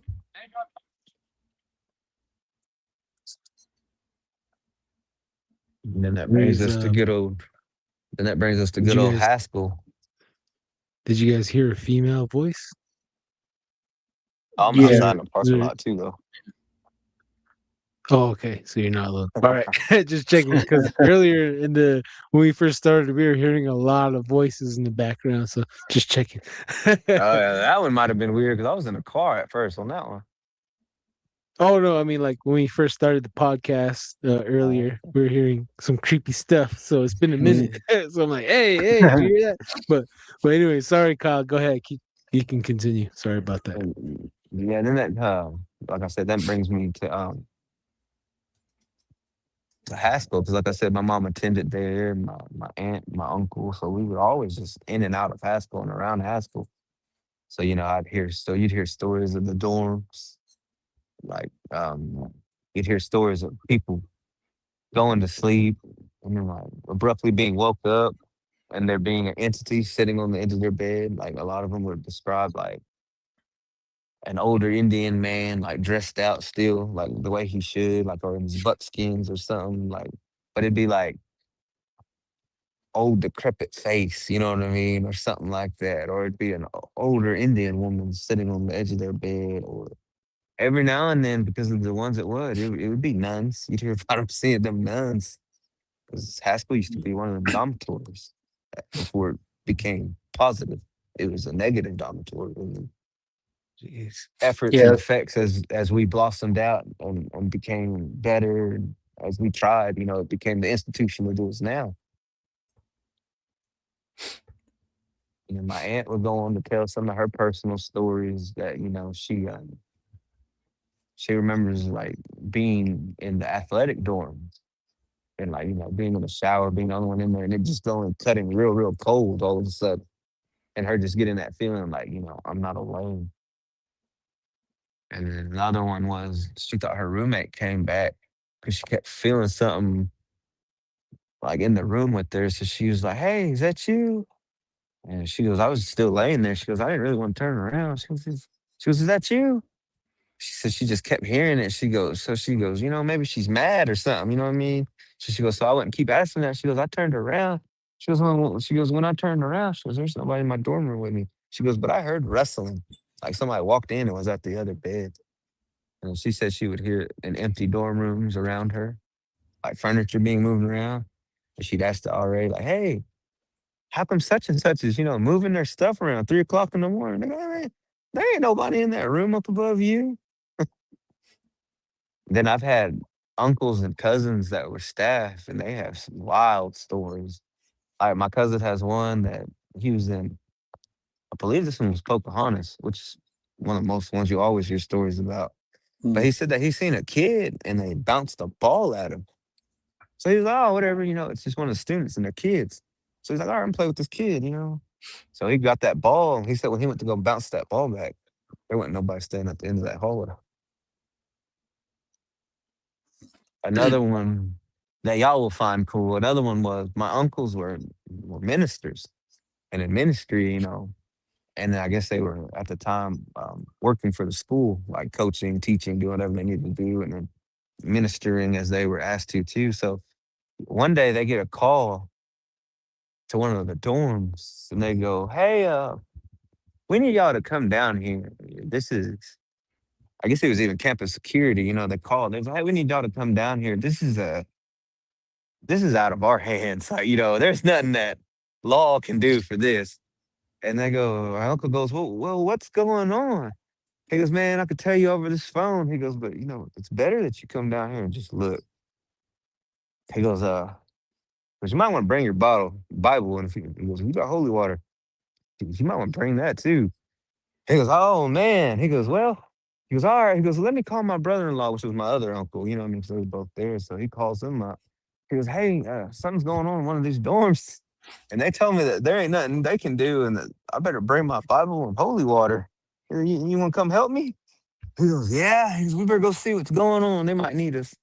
So they said they finally get to that. They get to that dorm and they go, hey, what's going on? They said, all right, this is what's going on. They go, there's this man in there. And I guess at the time, he was goth or emo, back then. But back then, that was more like, it was weird. It was more weird for people to be like that too, though. So I guess he was a gothic type guy, and they go, he's like gothic, but they go, he's a real good kid normally. And, they go, man, his grades fell off. They said his attitude's real ugly. And then they go, and he goes, his room stinks, like he's taking food in there, ain't bringing it out. And we just it stinks to the high heavens in there. And they go, dude, they go, he ain't acting right. And they go, they said, well, what do you mean? And they go, man, we think, well, that's what we called y'all for. We think he's possessed. I go, oh man. They go, yeah, well, we better go check it out. They go, no, they ain't the worst part. They go, what? They go, yeah. They go, well, ever since these kids reported that he started acting like that, he's been drawing this picture of a beast. And they go, and this beast is starting to come out of this drawing. Hmm. They go, what do you mean? And so I guess my uncles go in there and they look. And he had put a picture of this beast that he had drew, and it was starting to come out of it. Like they said, the hair off of the beast was starting to come out of the picture. And they said that they tried to take it off the door, did whatever they needed to do, got all that off, but they said it would just keep coming back. So they did what they needed to do. I guess it turns out he was possessed. They got him cured and all that. But whatever it was that he had did and fashioned up or whatever was made, they had to basically destroy that door finally because whatever it was going to just keep trying to keep coming through that door. So I guess he opened up a portal. It was about to release something if they wouldn't have caught it. And all they knew how to do was destroy that door. And like it's high school, so the way they kind of explained it was, a congregation of spiritual people kind of came in after that too. I was like, we'll take care of it. Damn. That's And that one's cool. always been a weird one. Mhm. Yeah, I was gonna say when it came down to a dormitory, was it a government dormitory or the Catholic dormitory? I think at first it might have started off like that with the church, but now, the government owns it since Mm. Haskell's Indians University. Mhm. So I know it's part of the Missouri. Indian Ed now. Any Yeah, word that was used to try to strip the indigenous identity away from kids is always a spot for bad poltergeists and bad shadow people and horrible experiences. Well, you That's had all a set, that always comes with it. Uh-huh. you had a set of when I guess that when it first started on the other side before Indian Ed took over and started coming in and changing all the atrocities and all that. you know, it was a boarding school, like you said, ran by whomever, Catholics, Christians, however it went. But they were talking about how they would mess with the students, getting them, and the graveyard that you see or that everybody hears of that you see, it's of all those children. And basically what it was swept under the rug children, basically, faculty was sleeping with these young Native American women or raping them and then clothes hangering them. It's one of them old instances. I know everybody hears about that. But yeah, a lot of that went on out there. So there's graves and a lot of that. That leads me into the story that I was telling you. Once again, it's my mom, my two you aunts, my mom's little sister. Where you can walk the main road all around, and it's like a good mile and a half. So a lot of people like to walk it to exercise it, and it just takes you around all the campuses basically. So we're sitting there, we're walking, we're fixing to come up on this graveyard, and in a thick guttural growl, you hear my name ring out. And everybody heard it. My mom, my aunts, everybody. Oh. Well, my you aunts look, they go, yep, it's time to go. My mom was like, hey, we go get done walking. They go, nope, not when you hear something like that. Just get to the car. It's time to go. I go, that's enough for me. They go, nothing should be ever doing that. They go, and anytime you ever hear that, leave. Well, Yeah, we were fixing to round that corner and come up by that graveyard. And yeah, I heard something. well, this looks like we get enough fundage, man. We got to do like a paranormal road trip and visit all these areas, bro. I would love to see and put a place and picture to these incidents, man. For real. There's the old gym. You can still hear them running basketball games in there. And won't nobody be in there, but man, you can be out there at night or day. That's just how paranormal it is there. And you'll hear shuffling, the basketball. Damn. Wow. Oklahoma, Missouri, here we come. That was Kansas. Yeah, that one was Lawrence, Kansas. Oh, Kansas. Lawrence, Kansas. All and right. that'll bring me to another one. There's a story. There was these kids when they were going in and during that Quantrell raid and all that, when the Southerners were coming in to burn Lawrence down for being a free state. There's a story that there's these two boys that when this started to happen, they bailed out against their parents' wishes and they went off to fight in the war and they lost their lives being honorable. So there's a park built around their house now. And there's an old fable, they're like, hey, if you're around here at this certain time of night, you'll see them two entities come barreling out of that window and ducked down and took off running down that road. So, we're all like first year of high school. We're all out there at that park. Not even worried about that. I think we were just out there being knuckleheads or something. Hey, man, sure enough, here come these two boys barreling out this house, going down, jumping off the thing and barreling down the road. We're thinking like somebody broke into that house. And my one homie's like, no, y'all remember that myth they talked about in school? They go, yep. They go, yep, we just seen it. Man. Dang. Hey, Kyle. Everyone on here is everyone here is pouring out a lot of love on the chat, saying they love the stories. You have so many great stories, and there's also a lot of love of how much they love your accent. So, great job tonight, brother Kyle. I try not to use an Great job, accent man. too. Eh. Trying to use your res Southern Just accent trying to, combo. yeah. I guess I did it right then. I was just trying to use my voice because I'm like, man, let me not get on here and talk like this or talk like that. Have somebody in the comment, hey, that ain't even how we talk. He made Hell that yeah, voice hell up. yeah. Hell yeah, Man, man. We're running towards the end of our show, guys. Is there any final shout outs you want to give, Kyle, before we close out the show tonight? yeah, man. I just like to give a big shout out once again to y'all and Don't Whistle at Night Nation. Without any of this, y'all wouldn't have these stories without these two, putting out a lot of good work, y'all are. Mm. Putting a lot of good medicine in and out there. I know a lot of times, like you said, certain times people get mad when we get on the show and talk about some of what we talk about, but it needs to be talked about. There's a reason we were told all these legends and stories and things. I don't feel like I got on here or will get on here. Hopefully, y'all have me back because we ain't even get to my skinwalker stories or the rabbit. Oh yeah. Yeah. Right. That I did And I mention that still at have the. some. Yeah, I I still did have mention. some Bigfoot stories too. Hell yeah. Yeah. Yeah. Heck And yeah, man. Welcome to the uh family again, brother. Go ahead. Go ahead. yeah, Sorry. man. The last one, and this one's just on my heart, being Stajat too, is if y'all have time, any of y'all watching, go check out justiceforhippieground.com. It's a fight that we're going through to save our motherlands back home. Our Mm. ancestors had been abruptly taken out of their resting homes and are being held at Auburn University against their will. And we just want to put them back. Right. 'Cause, Okay. they should have never been bothered. Yeah. But yeah. Oh yeah. Yeah, and other than Well, that, anytime y'all solidarity need with me man back. with you guys on that.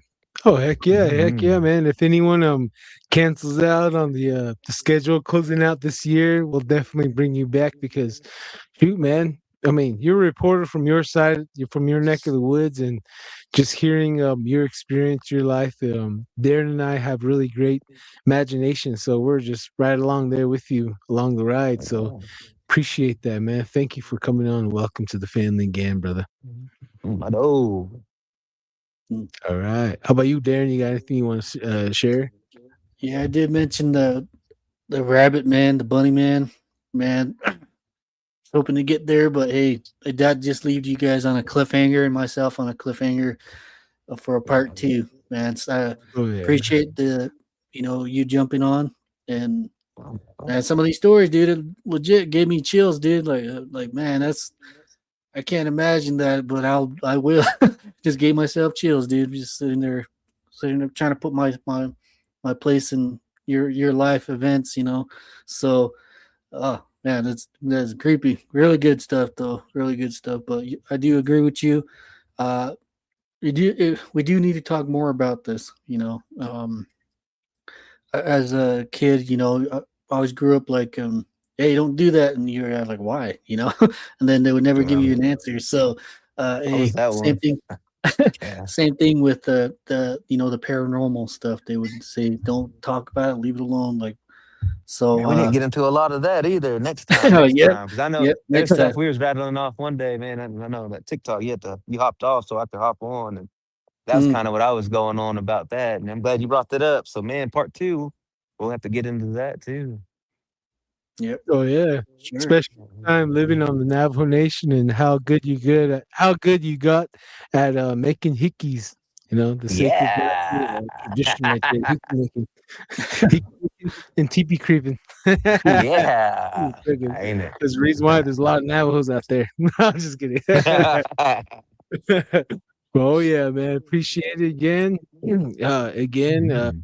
everyone's pouring out a lot of love for you here, including your accent. So next time, make sure you bring on your cowboy hat and your Wranglers. Nah, just kidding. Oh, yeah, I'll do it from the house. That way everybody can hear me first time. We won't Oh be at yeah, we won't be man. at Freak Fest, aka Creek Fest. But hey, man, do me a favor while you're out there. Whenever you're in Shodo, Oklahoma, go to that Amish family restaurant and enjoy some good catfish on Fridays, brother. And then they have some fried chicken too. So some good stuff over there. Think That's beside. Sterling ripped the catfish for me, brother. You ever seen Oh Reservation man. Dogs? I don't Yeah, think you know. yeah. Oh man. Oh shoot. Yeah. Uh, yeah. Oh, yeah. Yeah, that. Go ahead, Darren. You gonna Oh say something? yeah. And also, the activity on the chat's going pretty good. Uh, if you have a question, just keep it simple and brief, either for us or the guest. Always like talking and Yeah. intermingling with the chat, Yeah. especially with Alan Gorgon. I don't know if I pronounced that right, but hey, nice to hear Same. someone from Ireland. Guess I guess I'm Kyle Hill on TikTok too. I think straight up Kyle Hill. Hmm. Any Oh yeah, yeah. stories? I want to pick my mind about anything, man. Y'all come on through. Don't be afraid. Oh yeah, yeah, for sure. Facebook too. He's on Facebook too. Let's Facebook. read this one comment off. Just because it's on your neck of the woods. Michelle F. 1982. I lived in Lawrence in the 1970s, and our house was so haunted. They later tore it down. Was off Highway 55. Wow, I don't that know how looks like close you are to that. Sounds like that's out there in the boonies somewhere. Yeah, you hear a lot of them talk about getting. Man, it's another one. Like I said, that's just another story. Like best thing I could go tell them is do your history and find out what natives were there. And you'll find out like there's some sad truths to it, but it also helps. I think when they get told that, 'cause then you don't go outside and pick up things you shouldn't, or you don't do things you shouldn't do. You know what I mean? Mhm. And then signing off. Don't go pick up shiny nice things, pack of cigarettes, beer bottle, feathers. You never know what somebody did to them. Especially if you're a woman, you never know that ugly man might want you to love him. Eeyah man, Oh hey. yeah. Yeah, yeah, man, that's for sure. Yeah. No, another question here. I think this is for us here. Nivea's angel, are they made by elders or does anyone make them? Does someone pray as they create the sand paintings? Yeah, Nivea's angel. There's a couple medicine mans. There's either 3 or 4 sometimes, depending.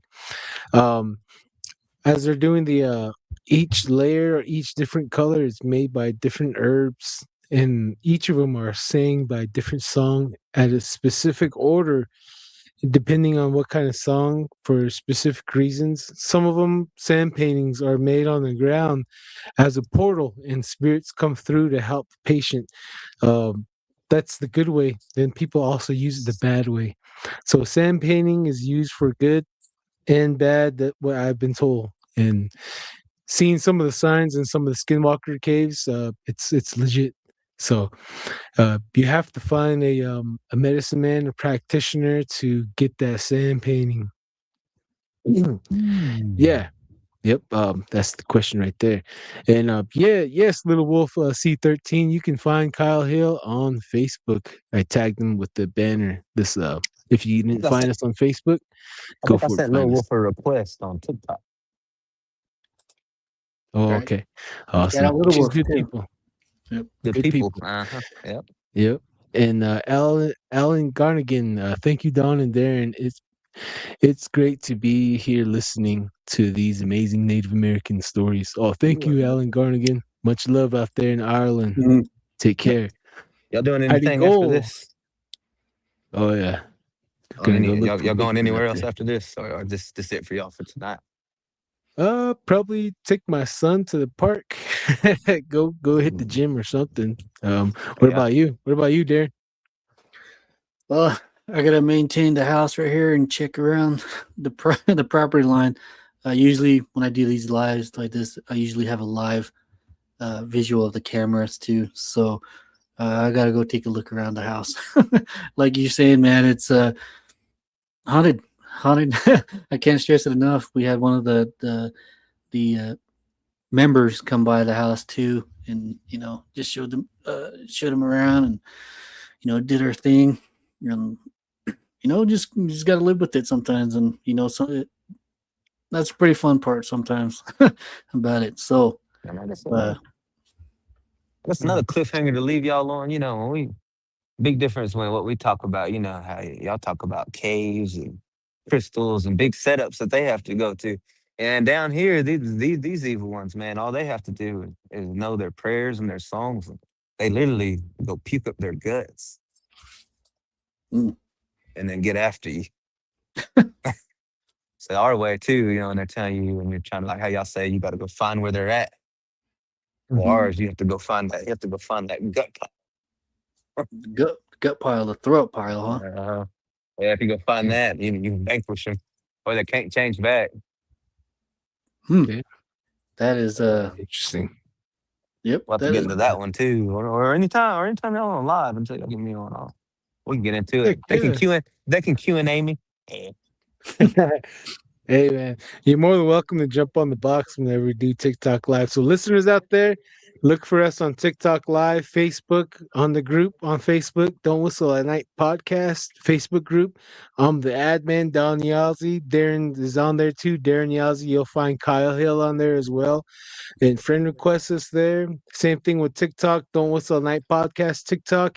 You'll find Darren there, and you'll find Kyle Hill there, and you'll find a lot of our great moderators and a lot of people that are on TikTok are here too, like NJ Yucca Fruit. Yeah, just get with us. I'll get you linked in with Kyle if you have any more questions with him. And Sunglass Grandma Cat J, is he from TikTok here? The story is great and very interesting, very much indeed. Mm. Little Wolf C13 Q&A, yes. Oh yeah. MJ Yuckerfruit, what's the guest's TikTok? Kyle, can you let everyone know what's your handle on TikTok? I believe it's just Kyle Hill, or Kyle. It might be Kyle W Hill. Yeah, Kyle W Hill. Let's go, Kyle W Hill. Yeah. If not, I'll tag him again somehow, some way after the show's over. Especially when this video is done, I'm gonna make some video shorts. I have time, so I'm gonna flood the social media with your shorts. So if you guys want a friend request him on TikTok, Facebook, he'll be tagged on there as well. Is there any final? You want to give any final shout outs, you guys, before we close the show? Oh man, just one more time, just shout out to all y'all natives out here doing podcasts like this, keeping the community alive. Y'all are doing good medicine in good ways, and I just want to be. I know I ain't the first one to tell y'all that, but I just want y'all to tell y'all that. And man, I gotta get a hold of some of them stickers, man. Yeah, we got him coming, dude. We got All him. I got right, one. yeah. I gotta let Talking y'all about know this if I one need right buy here. 'em. Yeah, that one, and I like the other one that you made in the tactical colors. Oh, the We'll get fluorescent that. one. Oh yeah. We'll have them. We'll have a lot of them out pretty soon, and hats, shirts very soon down the way. So keep I'm an gonna be eye dripped out. out. I'm gonna be dripped out next Oh podcast. yeah. Yeah. For real, man. Everyone out there, keep an eye out, and yeah, check it out. We even got Darren and I got cards too, so it's right here. So we're gonna be flashy. We're gonna be in Albuquerque at the magazine release next week, so Oh, we'll be handing these nice. babies out and probably trying to sell some stickers in Albuquerque. I don't know if you can make it to Albuquerque, Kyle. No, just kidding. But other than that, though, you guys take it easy out there. Little Wolf, you will get the sticker. Yes, Heidi Gold, hashtag UPRN. Definitely Heidi Gold. She's always there. Ever since day one we started, Heidi's been there. Okay, closing the show out right now, guys. Thank you for tuning into Don't Whistle at Night. We have been broadcasting live here on the United Public Radio Network, 107.7 FM in New Orleans. I am Don Yazzie. Right here's Darren Yazzie. Kyle Hill down here below us. From Boomer us sooner. here at UPRN and everyone out there listening, thank you. Be safe out there. Don't whistle at night. Only I can. No, I'm just playing. But everyone out there, we don't say goodbyes. We don't say bye at all. We say hagone. Once farewell until next time we see you guys. Yep. This is no See goodbyes. you Next next week. week. All right. Good job, guys.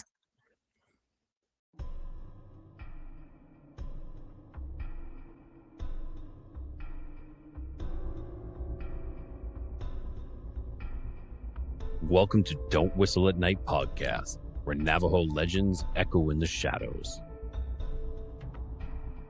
Darren and Dawn will guide you through the sacred fire of native storytelling, where the old stories breathe, the unknown walks among us, and voices, long hidden, rise to be heard. And remember, don't whistle at night.